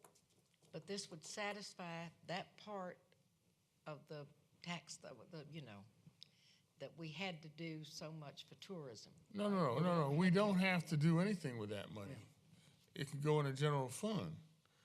We're not required to spend any on tourism, but we have to give it away to agencies that will promote. Okay. The other money. That 25,000 you asked for us. But again, it goes back to the hotel paying it, or the hotels that would pay it, or the accommodations if we do it. They're gonna expect something that we do with our money, just like they expect somebody else to do the rest with theirs too. Do we This know of another magazine that would be any better than this one? Yeah, Southern Living. No, we can't afford Southern Living. No, you don't know that. Yeah, we do know that. No, Well, you don't know that. Let me just say this, I you had got an ad in Southern Living 25,000 plus magazine. 5%, you can probably Delta Airlines magazine. figure out what to do with the other money if you want to. I mean, this is only, what, 10% of the Yeah, 25,000? yes. Plus the 5%, which I don't know how much that is, could be a couple more thousand.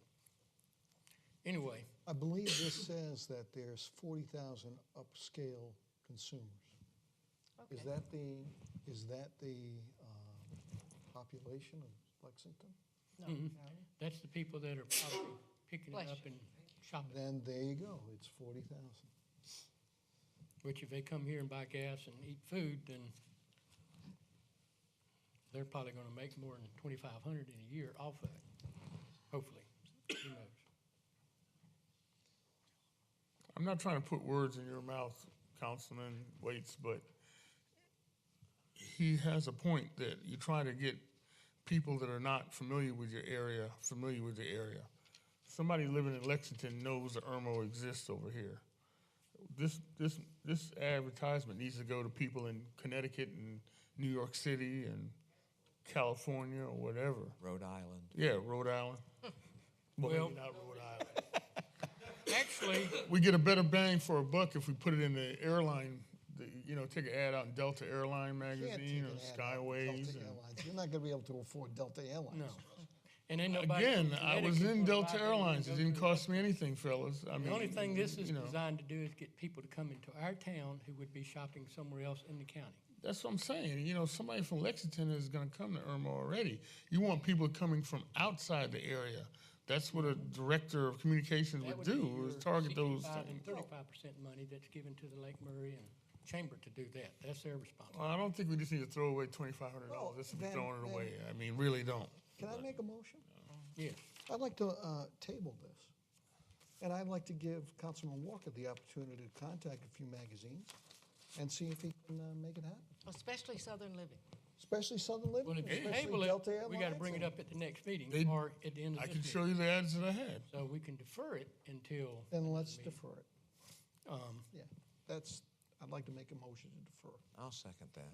All right, so motion to defer, and what was the rest of it? We're deferring to give Councilman Walker an opportunity to make some contacts with some magazines, see if we can get a better bang for the buck.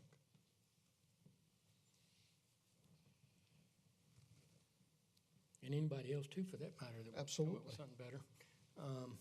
And that's until which meeting? The next meeting or the, Is that time for you? 2 weeks is time, yeah. Yeah, 2 weeks. that'd be May Okay, May 15th. 14th, May 15th? And let's see, Mark Pouliot, Julius Witt. Any discussion on that? Yeah, any discussion on that? Nope. All in favor then of deferring this to the May 15th meeting to give Councilman Walker opportunity to come back with some other avenues.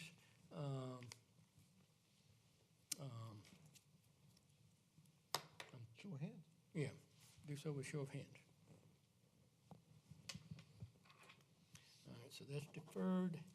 Next is the approval to increase salaries of contract employees, Judge Epting, Judge Adams, and Eric Hill by 10%. Is there a motion for approval? I so move. In a second. Second. And, let's see, Mr. Waits, you went, Councilman Waits, I'll let you go first, and then Councilman Walker. Well, since Judge Epting is the oldest presiding judge, he hasn't had a salary increase since, 2012, 2010, I forget which was it, His last one was 2014. 2014. And Judge Adams hasn't had one, period. That's correct. And our esteemed legal beagle hasn't had one since 2015.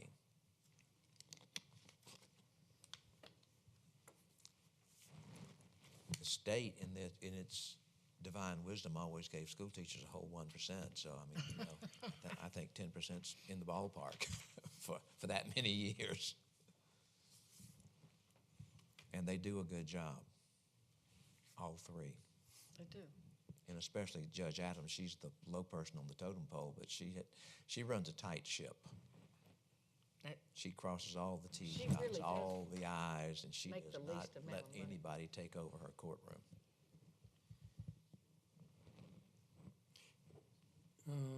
Councilman Walker. And I'd like to add to that that we have put a lot of burden on these guys with all the stuff that we've asked them to do. As you know, Bob, the court reporting, that system we have to learn now, what is it called? I can't remember.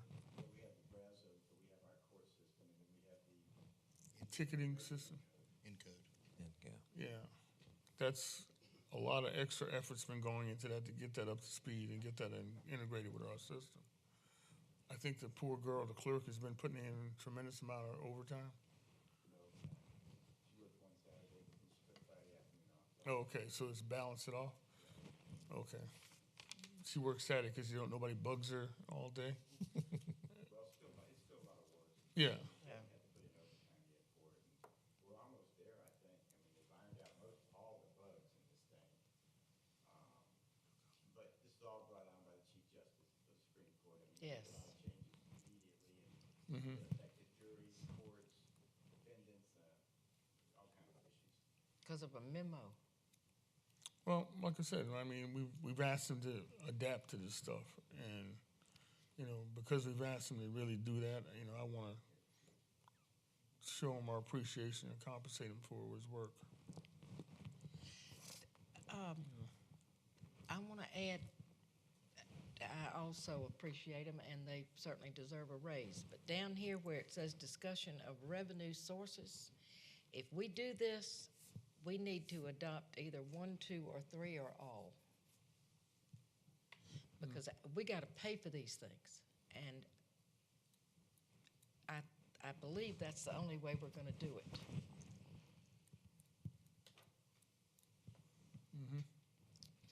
I agree. Go ahead. I'm always getting back to what we have in our pocketbook, and I don't spend until we have the revenue in the pocketbook. We're putting the cart before the horse in this case. To Councilwoman point, we need to find out how we're going to generate the revenue, and then we decide what to do with the revenue.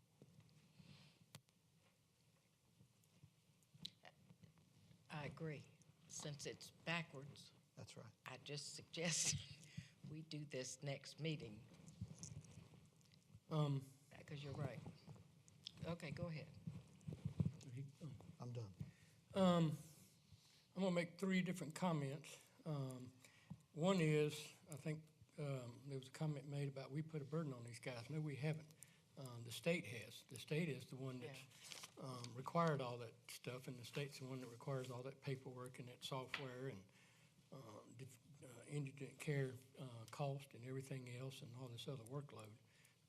We're the ones trying to have to pay for it. They put it on us too. Well, they put it on us to do it and then pay for it. Yeah. Give us no money to do it. And they also haven't fully funded the local government fund, which is short for the last 6 years or something. Since 2008. And, I'm gonna make 3 comments about this stuff here. We just appointed Judge Epting, and if he was wanting a raise, that would have been a good time for us to be knowledgeable of that. Judge Adams, is my understanding, gets, how much does she get? She gets 12,000. But, well, we pay the county 17? Just under 17. It's like We pay the, $16,400. yeah, we pay the county 5. And she gets for- 12. Right, to use her. The other magistrates over there get 1,200, and then we have to pay for FICA, state retirement. Right. Yeah. But she gets 12 herself, She gets 12. 12,000 a year. That's correct. And Eric and Epting get 36. 36. I wouldn't do it for 12. And, well, I think the first thing we need to do is bring her up to par with everybody else. If she's doing the same amount of work as Epting, then she should be getting the same amount of pay. And I know there is more work on them, but there's a whole lot more work on her too. That would be the first thing I think we'd have to bring up is get those in line. I don't know why we'd pay one. It might have been years ago when she only worked X amount of hours. I think it was, when she worked one And day she's a doing the same month. amount of work now, then she should be getting the same amount of pay. The other thing would be, it's my understanding that some stuff she does more, as far as when warrants have to be done. She lives in town, so she's close. And she has to be compensated for that if they're coming there all the time instead of to the other judge. I'm not sure exactly how to work that out, I know me and Bob's talked about it some with some ideas about having a base salary and then X amount of dollars per warrant. So if you do 10 a month or 10 or whatever, you get X amount. If you do one, you get X amount under that kind of an ordeal. At the same time, we have talked about a lieutenant's position. We talked about some other positions that we said we didn't have the money for right now until we found the money. I'm gonna do the same thing I said before. We need to find the money first. And we have some avenues on here to talk about, but we haven't talked about them yet, and I don't know which one's gonna pass or what, but I think we need to do that first, and then come back to this discussion. And I think they ought to be on there in a way that we can talk about Judge Adams, and then how to bring that up to par, and then the other ones.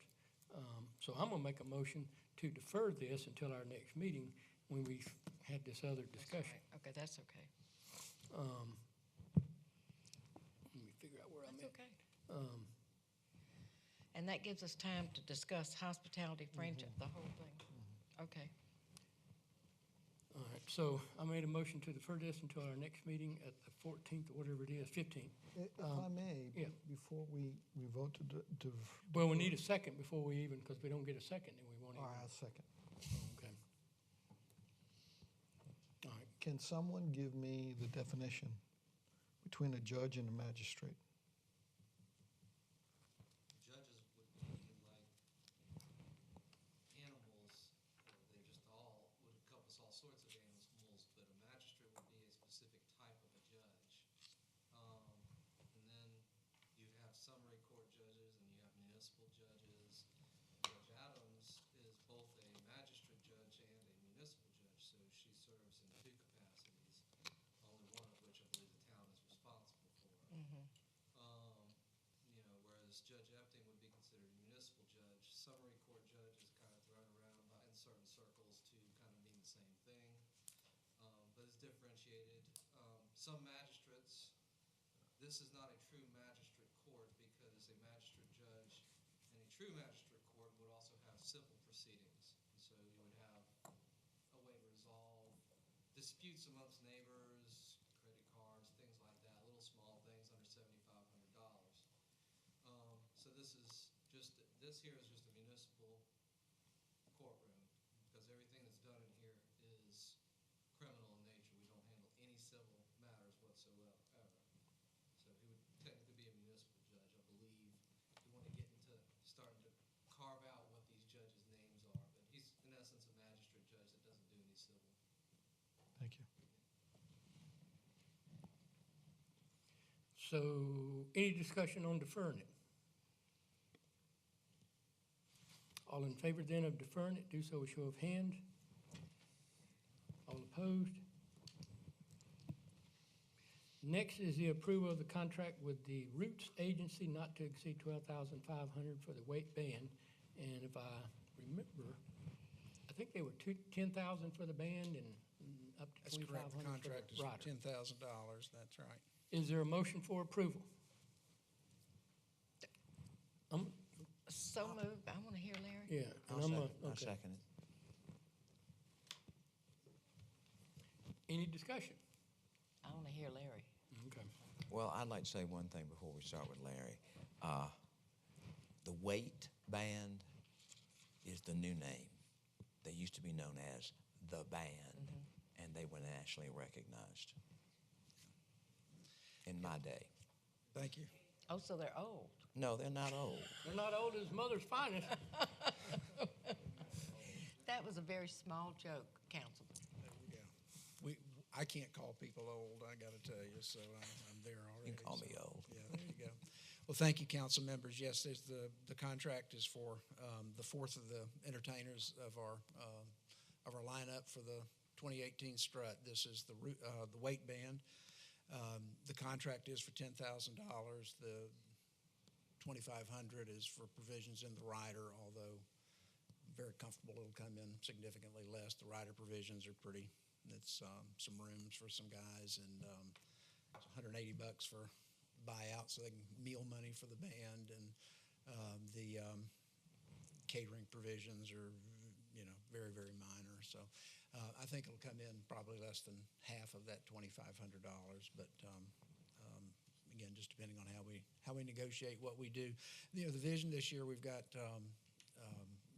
Last year was such a great event. I mean, it was fabulous, and we're trying to follow that model on Friday night it's a dance night again. There's a beach band coming in that's opening up, and then there's the Root Doctors coming back in on Friday night to anchor that. We'll have the orchestra line dance.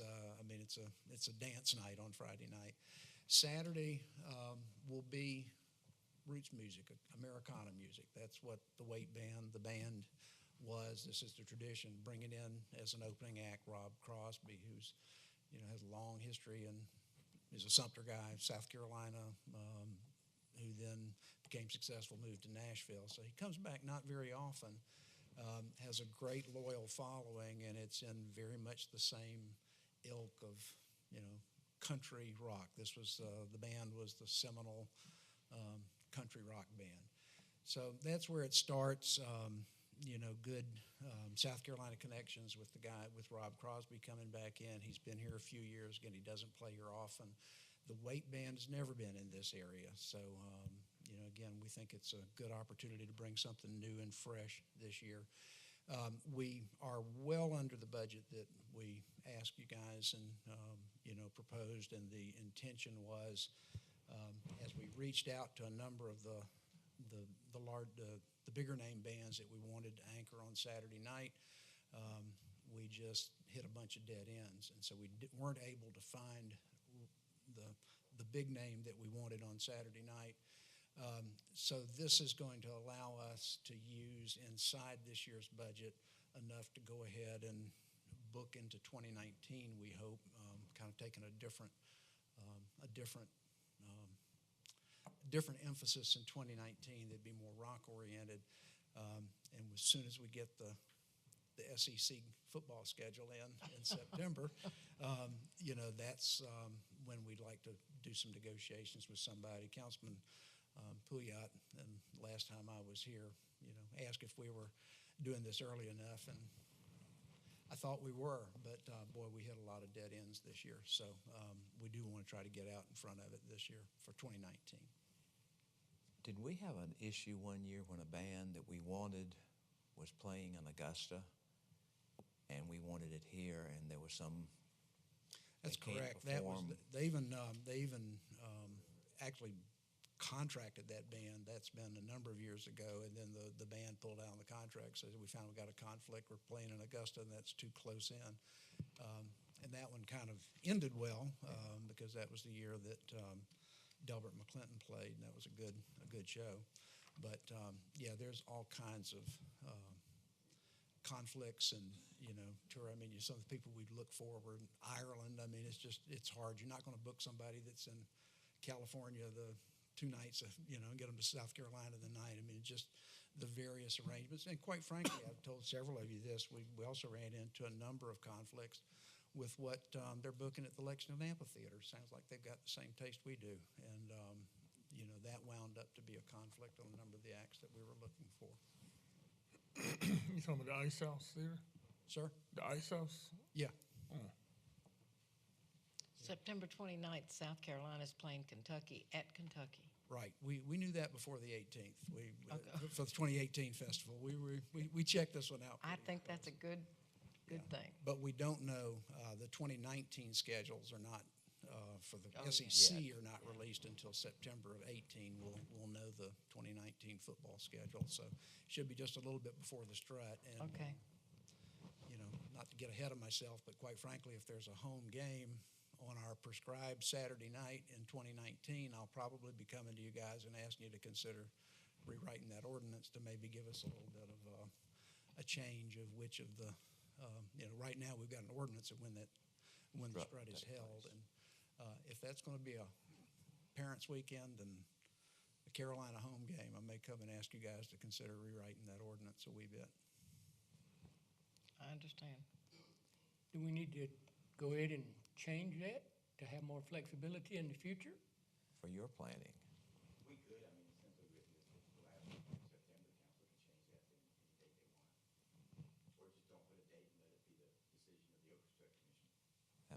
say? So far, everybody kind of lays off of us, the other festival events, and like I say, again, the only thing that ever can hit us is a game weekend. That would be, those are tough ones. That's So tough to you'd be compete thinking of moving it up a week or back a week or something like that, maybe? with. Right. It's a good idea. And probably forward, because if we go backwards, we'd be into the, probably run into the Greek festival or something, so. And does that, I know a lot of those people come back to the orchestra, if they're planning the fourth week or last weekend or whatever, is that, how much time would you have to give them to? Sure, where I see it at this point would, we'd have a year's notice pretty much of knowing if we were gonna make a change. We'd know this September if we're gonna have to, or beg you to make a change for 19, so there'd be a year we'd be able to promote it, and, again, I'm kinda, that's just my thought of what we'd need to do. Well, one thing I'd like to point out on this chart that's on the screen here, 2013, the Okra Strut lost money. 2014, the Okra Strut was taken over or overseen by our town administrator, and it made a little bit of money. And 2015, 16, and 17, it made a lot of money. So I for one, appreciate what you do. And people that want to find out what you do, they need to know when the Okra Strut Commission meets and come to the meetings and see what goes into all this planning. Please. And what any hoops you volunteers. have to jump through with athletics and everything else before we put on a parade and have 2 days of the Okra Strut. And in the old days, when I first moved to Irmo, we only had one band one night. Yeah. And now you've gone the last three, and then now 4. Right. And look at how much money. It hasn't changed. In 2013, there weren't 3 bands. And that agenda goes out on our listserv and everything, doesn't it? So it's out there. I also, on the events tab on our website. Oh, yeah, it's on that. It's on that too. Okay. But I appreciate all the volunteer service you do and the rest of your crew. Thank you very much. And our official photographer over here. I was a little bit hurt to not be included in that 10% raise. Well, 10% You of got it. nothing. We'll give you is nothing. 10% I mean, more than what you're making right now, sir. We can give you 100%. It'll still be what you've been getting.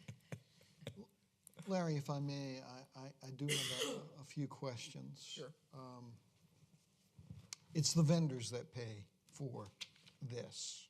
It's the people that give business to the vendors that pay for the strut. Am I correct? Essentially, yes, sir. All right. That and sponsorships we raise and, yeah. Yep. So can you tell me how many vendors re-signed for this year that were there last year and possibly the year before? How many have re-signed in advance for 2018? No.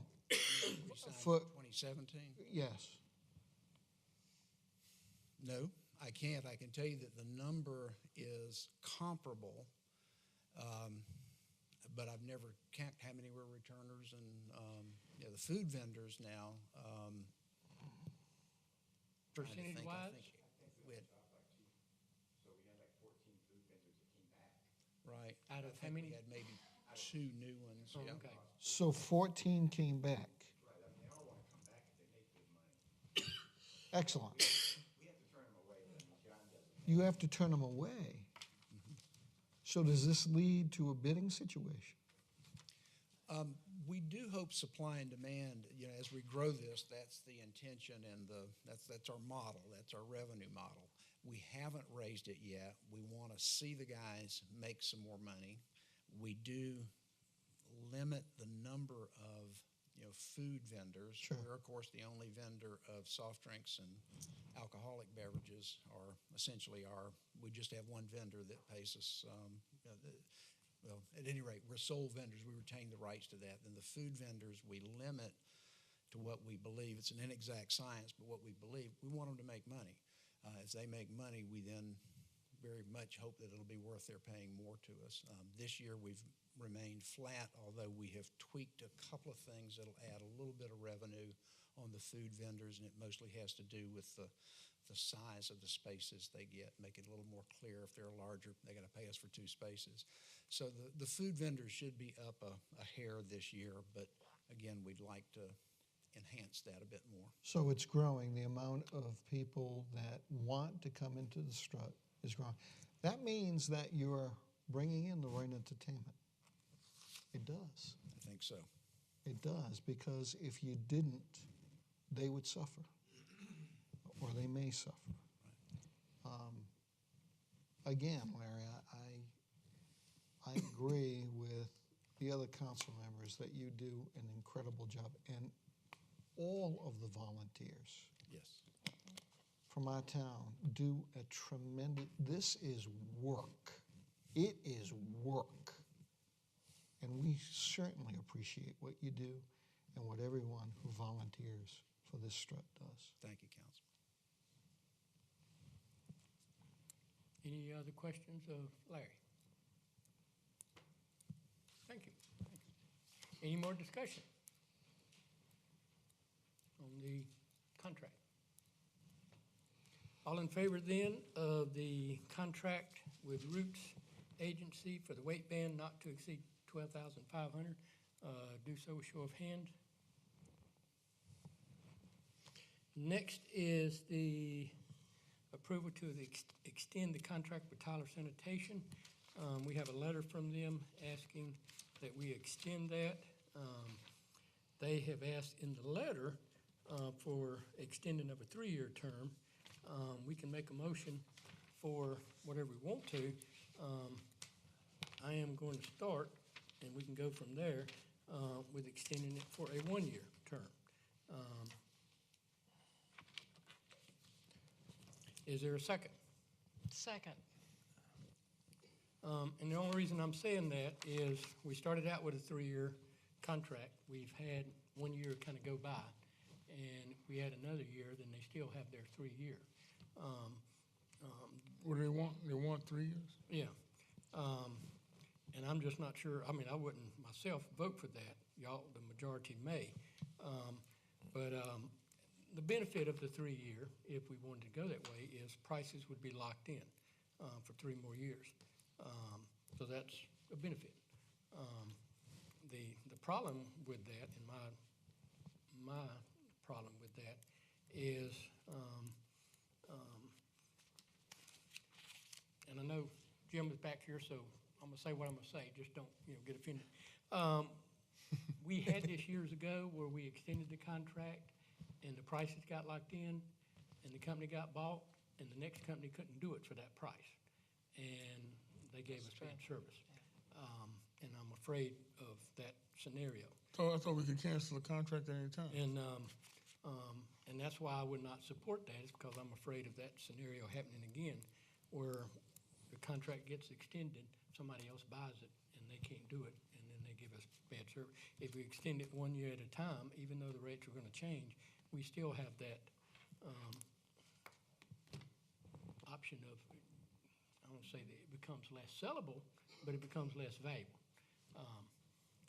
And that's just my fear of that. But that's all I gotta say. So who else? Kathy, if you wanna go. I have no complaints against them, No, and they've done great. I think Ms. Kay, compared to our previous garbage people, what is the comparison? Where you were getting 30 a week against Advanced, about how many are you just on an average? Lately, only because of the storm a couple weeks ago, maybe 5 a week. Okay. The last 2 weeks, but that's, I mean, there has been some weeks I've had 0 phone calls. And it was 30 a week or 30 a day? 30 a day? Yeah, that was. Oh, that's way up right, there. that's right.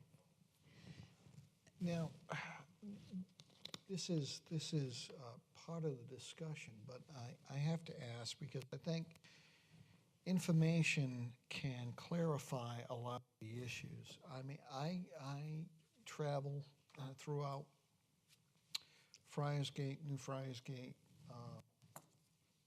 my neighborhood, and I constantly see branches, full branches. These things, in some cases, are 8, 9, 10 feet long, put on the front lawn. And then I get emails or I get phone calls as to why it wasn't picked up. Do we do a good job in educating our public as to what Tyler's will and will not pick up? I don't think we do. Well, could I interject? Could I interject on that?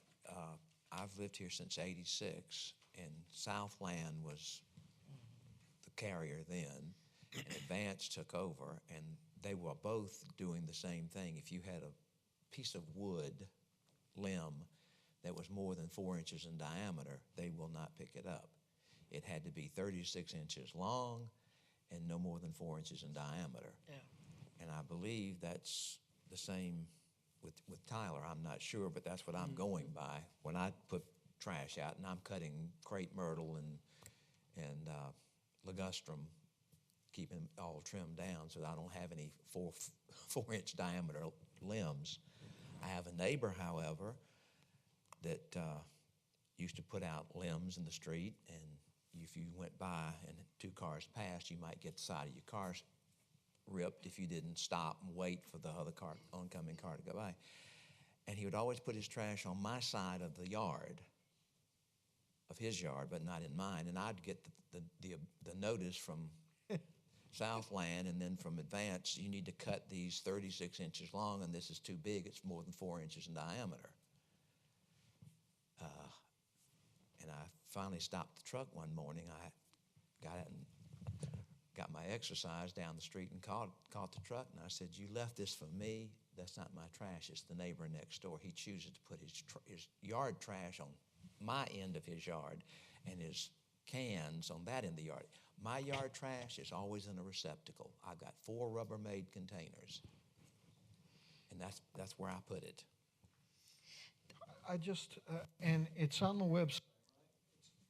Yes, sir. I mean, and it's in our ordinance, but again, somebody would have to go, online, go search the ordinance to find out what the yard, ordinance is. I believe it was also on a flyer attached to the new trash cans. It was originally, I mean, some of them obviously blew off, I mean, we've heard those stories, See, I don't think mine didn't blow off. I had to.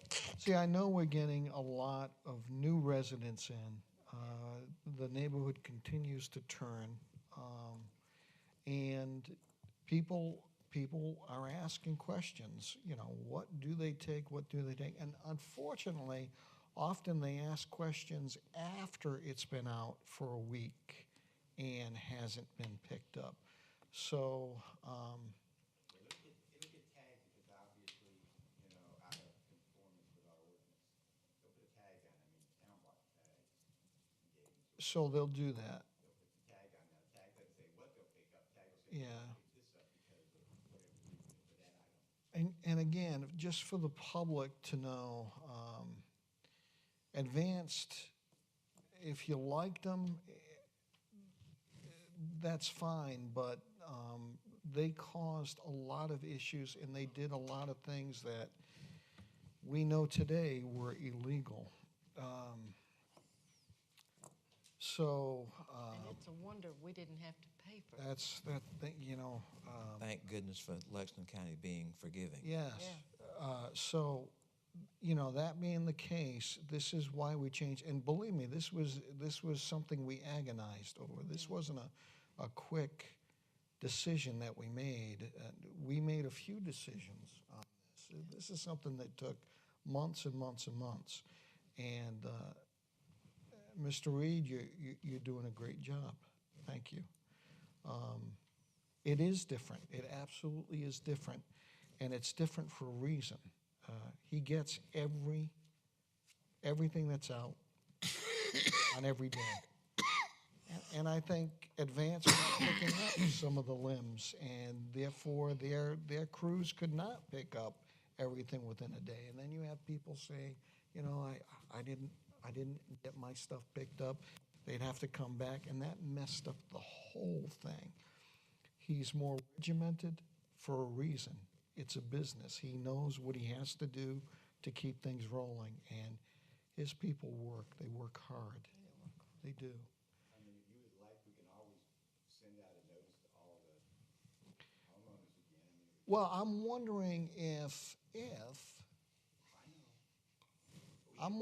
if Mr. Reed would possibly, and I'm speaking to you, Bob, not Mr. Reed. I wonder if he would consider doing some sort of attachment on the empty cans if we were to approve perhaps a free. Yeah.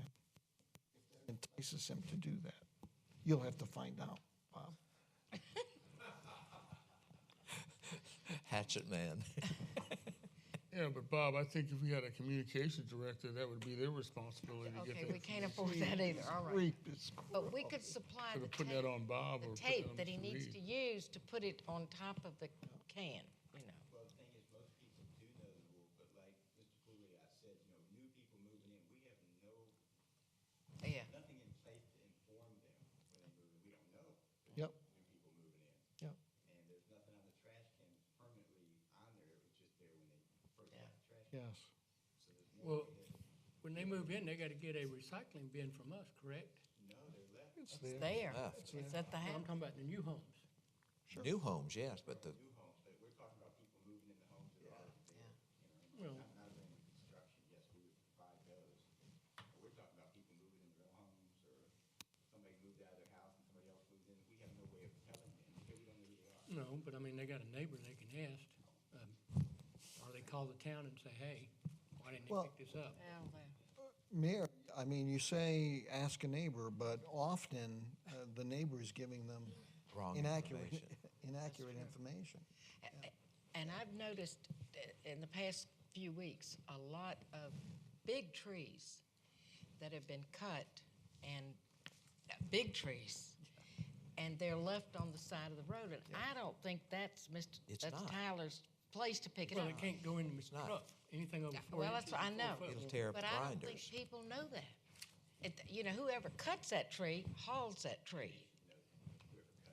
Yeah, but we need to put that on the website or something, you know, if it's, Yeah.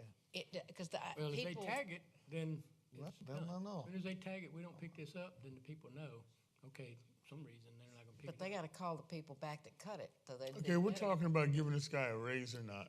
I mean, Yeah. is Well, that it's what not a we're- raise, it's an I mean, extension on the contract. or give him an extension of contract so he can capitalize his new trucks he wants to buy. I mean, basically, he's saying, in order for him to purchase the new trucks, It's not new he trucks, needs these to- have already been bought, back when he got the I contract. understand it to be new trucks. Is that not right, Mr. Reed? Right. Right. So these are new trucks you're getting in now? Okay, so there are new trucks, like I said, Hardy. But they He's were the one to bought capitalize it, with and he the wants to contract. move it out. Yes, okay. So he wants to extend the contract to capitalize his investment. It's not 10 bucks. unreasonable to say that that's not an unreasonable request. The question is, if we do you want to give the man the extension so he can make it work for his company? He's doing a good job. Everybody up here is saying he's doing a good job. Or do you not want to give him that extension so he can go to his banker and say, hey, I got the contract to do it, to pay for these things? Well, That's the question we have to answer. the motion is And for you're a saying- 1-year extension, which covers the 10 months. Well, 12 months he's is asked for extension. 3, I believe, Yeah. right?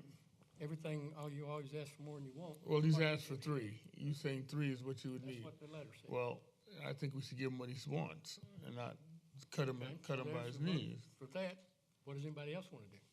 So where we're at? Well, where we're at is I think we should give him what he wants. He wants a 3-year extension.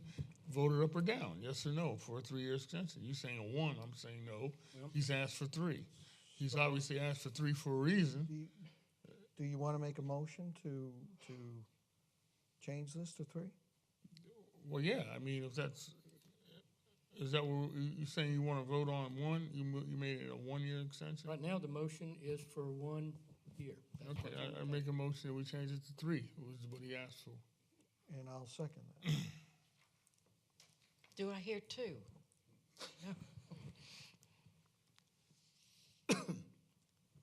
Any discussion on the 3-year?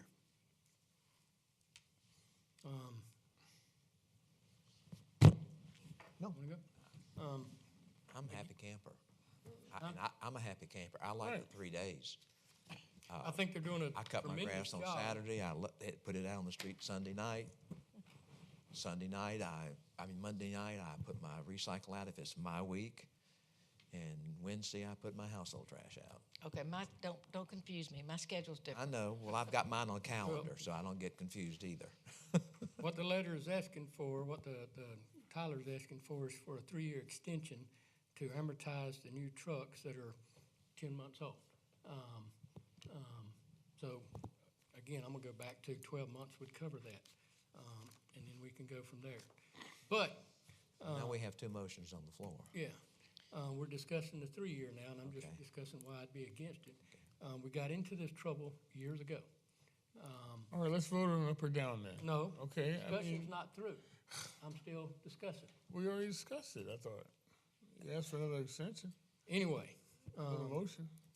Councilman Walker, you waiting don't on have you. the floor. I have the floor. Please allow me to finish. Anyway, we got into this years ago with doing the same thing. We extended the contract, which was good.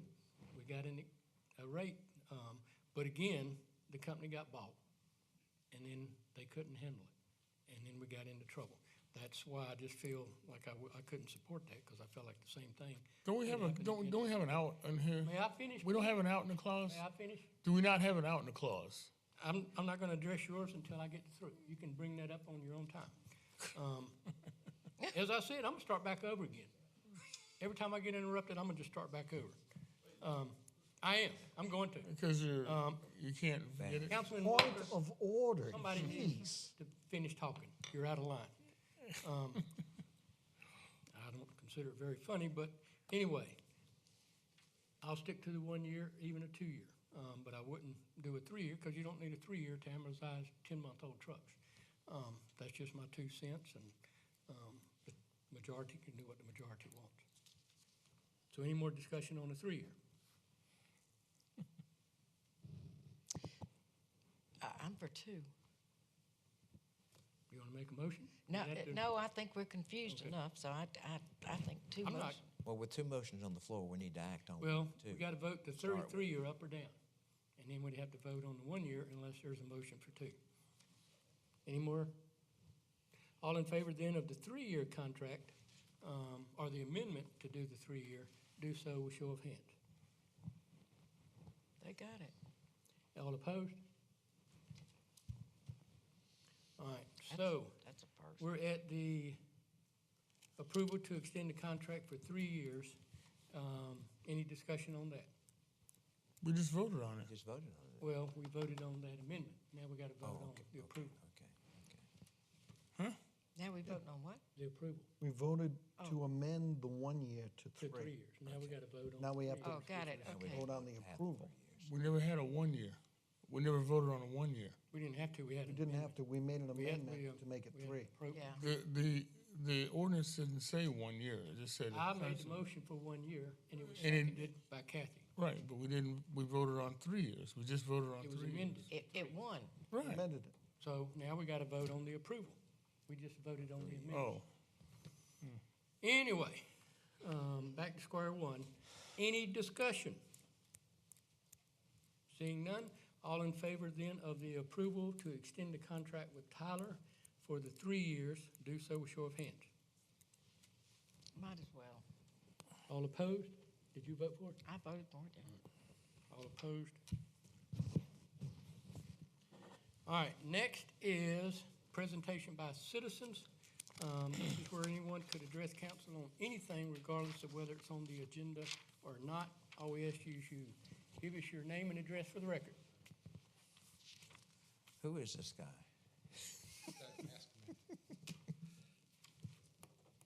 George Glassmeyer, 100 Denbeck Road. A couple of things. I'll try to be as brief as possible. As to the mayor's suggestion that the judge's salary be incentivized by the number of warrants issued, I think that's a really bad idea, because judges have to determine any warrant application based on probable cause or not, and they need not be incentivized to issue arrest warrants or search warrants with money. That shouldn't be part of the analysis, so I think that's a very bad idea and strongly discourage that. Okay, scratch that party. I don't always listen, remember? Pardon We're me? listening. The other thing I wanted to talk about tonight was Mr. Walker was quick to suggest that the mayor was a liar earlier this evening. I would refer all of you to the current edition of the Irmo News and the letter to the editor. Mr. Chitwood, the writer of this letter, seems to make a very compelling argument that Mr. Walker wasn't, I'm going to be as gracious as possible, wasn't accurate in what he stated was his voting history on a particular ordinance. And indeed, I think it would be read that it's very well documented, in my view, in this article, this letter to the editor, that Mr. Walker wasn't truthful. And I think Mr. Walker owes an explanation to the citizens of this town as to what the truth was and what wasn't the truth. And I think he needs to clear that up for the town. Thank you. Thank you. Anyone else?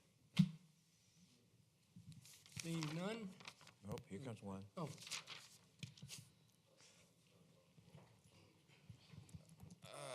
Name's Lindley Hummel, 112 London Pride Road.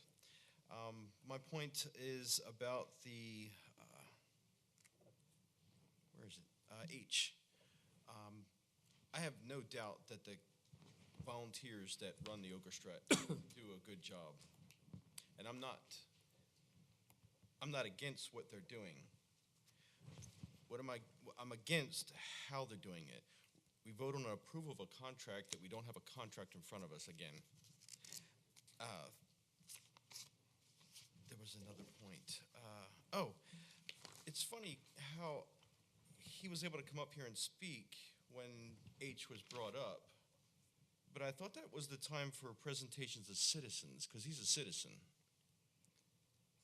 And yet, I mean, no other citizen's allowed to come up when you're talking about these items, but you have an individual that comes up. So I believe you guys are out of order in that. That's my opinion. 2019, gentlemen. May I reply to that, Mr. Mayor? no. No? Okay. No, you can after the meeting, but yeah, we're gonna, any more citizens?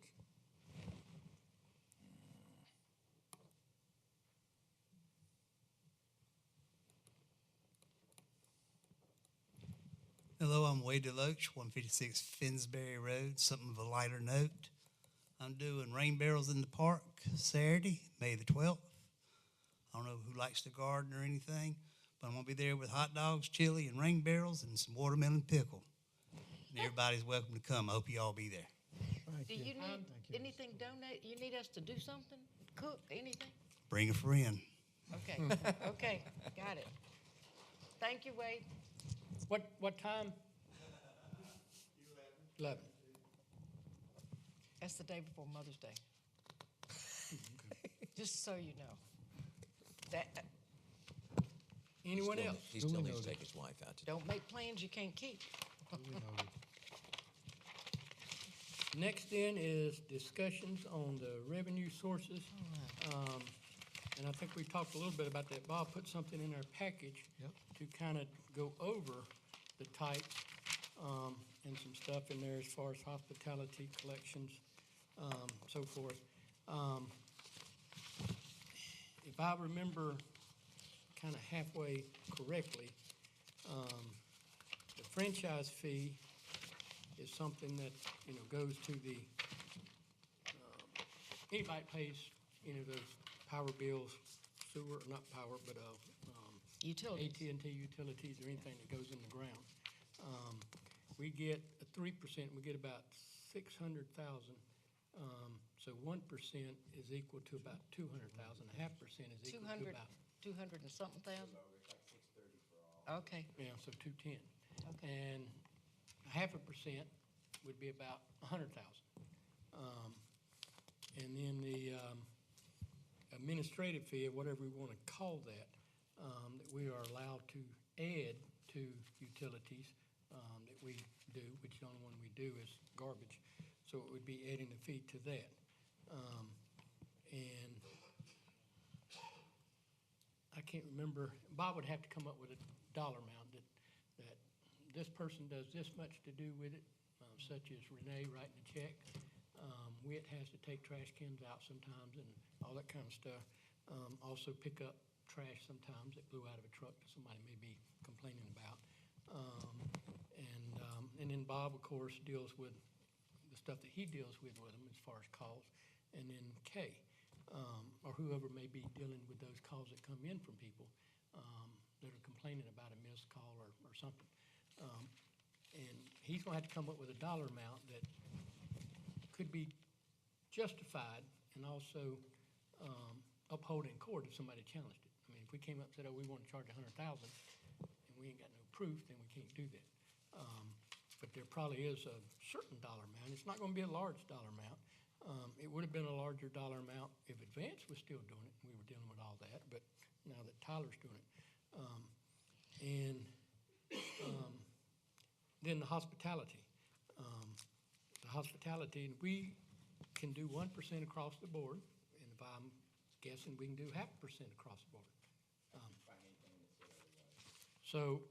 And What's 1%. wrong with one?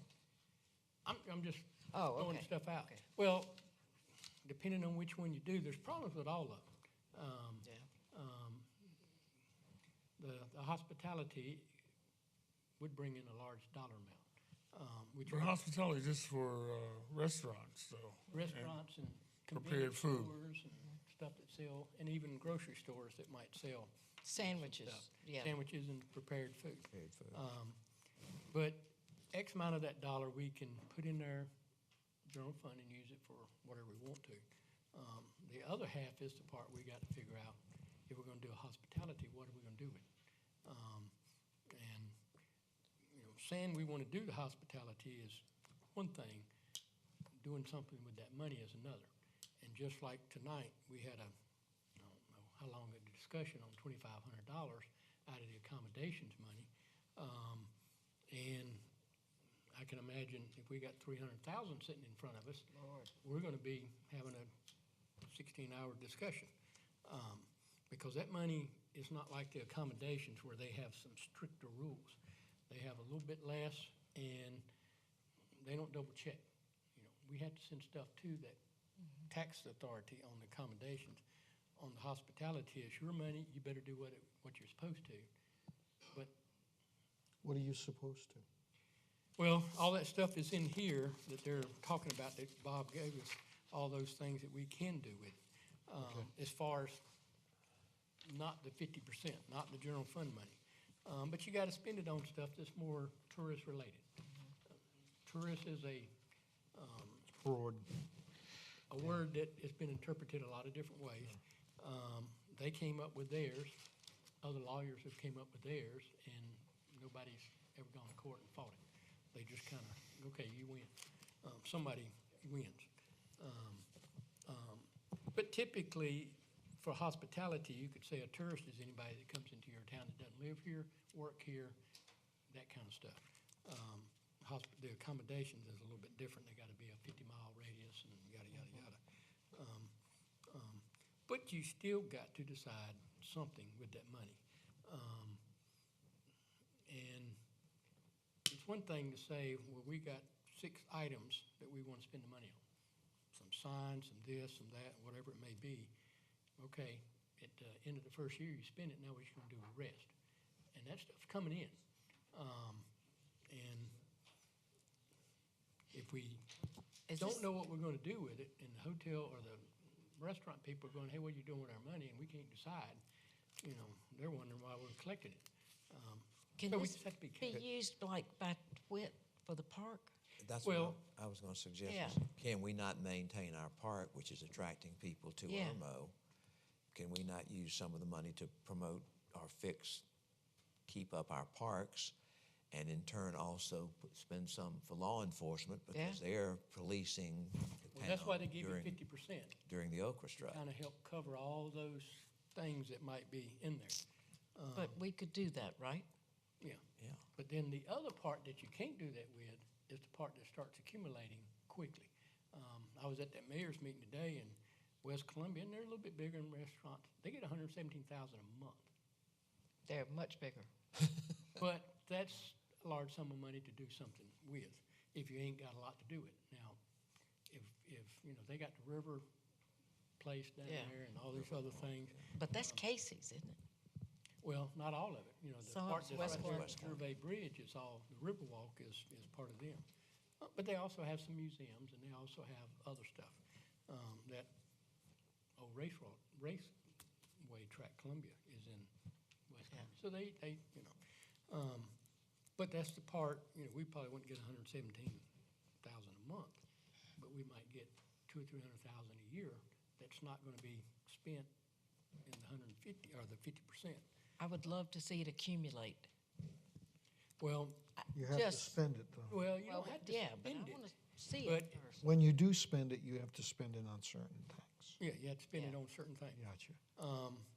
Which, again, it goes back to if you're the restaurant and that money's sitting there, you're not doing anything with it, they're gonna wonder, what are you gonna do with it? Sure. And when you start to pass it, they're gonna come out and ask you what you're gonna do with it. So, kinda have to have an answer. Should be, we ought to have one, at least a 5-year answer, something, I don't know. That's the only problem I see with that, is trying to figure out what to do with that extra money that's coming in that could build up quickly. We can discuss that at the workshop next week. Well, if you're gonna do this thing here, I think before you pass this, you'd almost have to have some good plan. And again, it took us an X amount of time to try to decide on 2,500. We may be talking about $600,000 or $700,000. We've had these discussions probably 3 or 4 times, with ideas, busted plug and all these other things, and we can't get nowhere, so, Or maybe, I don't know. okay, the next budget thing is the next meeting? Next meeting, first meeting in. And that one has to have a ordinance, so that's a 3-reading ordinance. But at the You budget, don't have to pass it before. we could come up with something with the budget thing.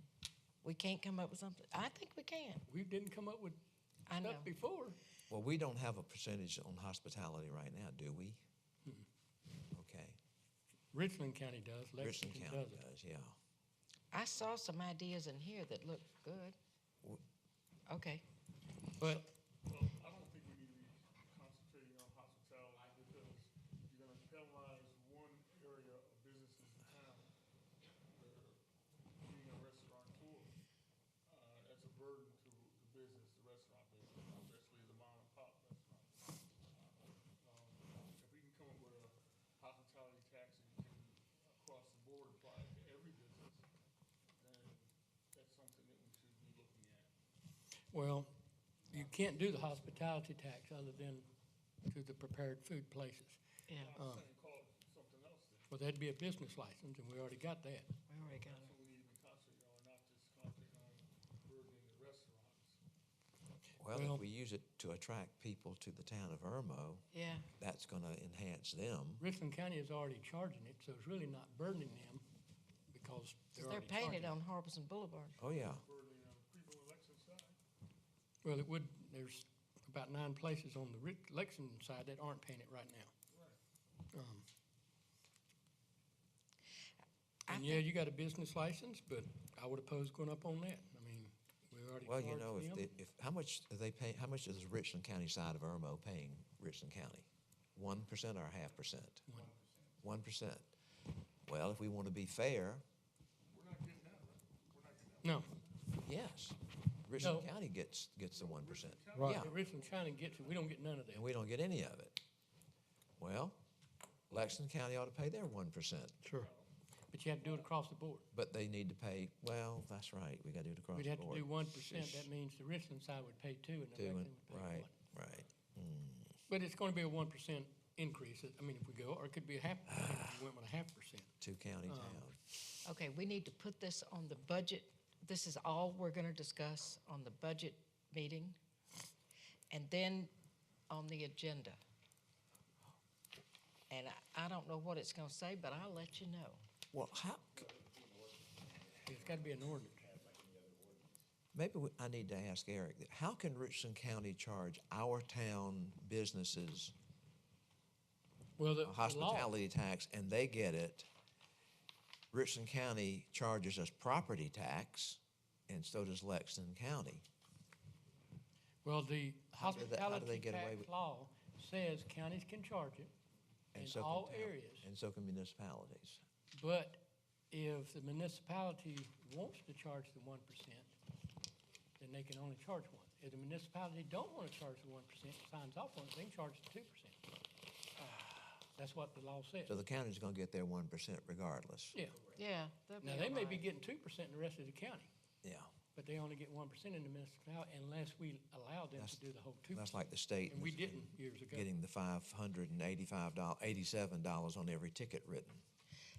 But We- it goes to the same as property tax. They charge property tax for every property, and they charge hospitality for every business. We have a deficit in budget this year. Yes. I First know. time in years, and we all know it. And we gotta fix it. And it's not an amount of money that we can raise with community cookouts or anything. It's beyond that. And we're gonna have to decide which or both we're gonna need. Well, Well, I was reading something the other night, a young lady suggested, and I cannot remember her name, but it was something in order of what was being looked at by Planning Commission at one time about establishing a downtown Irmo area, Oh, yeah. remember? Yeah, And possibly getting a certain piece of property that yeah. we all would like to see something happen there, and put in something attuned to the railroad that runs through the center of Irmo, which is responsible for the town of Irmo's name, the two railroad executives. That would encompass Lexington and Richland County, both sides of the town, both sides of the railroad tracks, because we're now getting a fire station on this side of the railroad tracks soon. But she was suggesting shops along the roadway and stop that intersection at Lake Murray Boulevard so that people don't have to go across that intersection staying on Woodrow and dodging 4 lanes of traffic going which way, whatever, and just block it and make that a shopping area that way, and same this way. Okay, that's gonna take more than a budget meeting. Oh, yes, it will, Well- but I mean, that's something that was suggested, and we could have something there, a railroad museum, possibly a little town in Tennessee that I went to recently with my grandsons. They got a caboose from the railroad. Remember the cocky booses out at the stadium? They made a ton of money off those. Get an old abandoned, run-down railroad car, and the town restore it. There's plenty of people in town that can hammer a nail or whatever, and that would attract people, have it on the siding. But there's a lot of things we can do with money that would be generated for enhancing the town of Irmo and bringing more business into Irmo. Well, some of those things, though, could be a $50,000 pop. When you're looking at 200,000 or 300,000 coming in a year, unless you do a 0.5% franchise fee or something like, hospitality or something. Well, we might get a generous business But person that to would go back to a donate. comment Kathy made, we don't have to do anything between now and the budget. We just need to start looking Looking at at something. exploring stuff between now and the end of the year. So, Some ideas, but this is a budget thing more than a town, that's what I think of when I was reading all this stuff. but there are some other businesses that could be in here by the end of the year, which would be paying a business license It would when they move in, and next year. But at the same time, we're running, neck and neck. I mean, that's just something we gotta look at.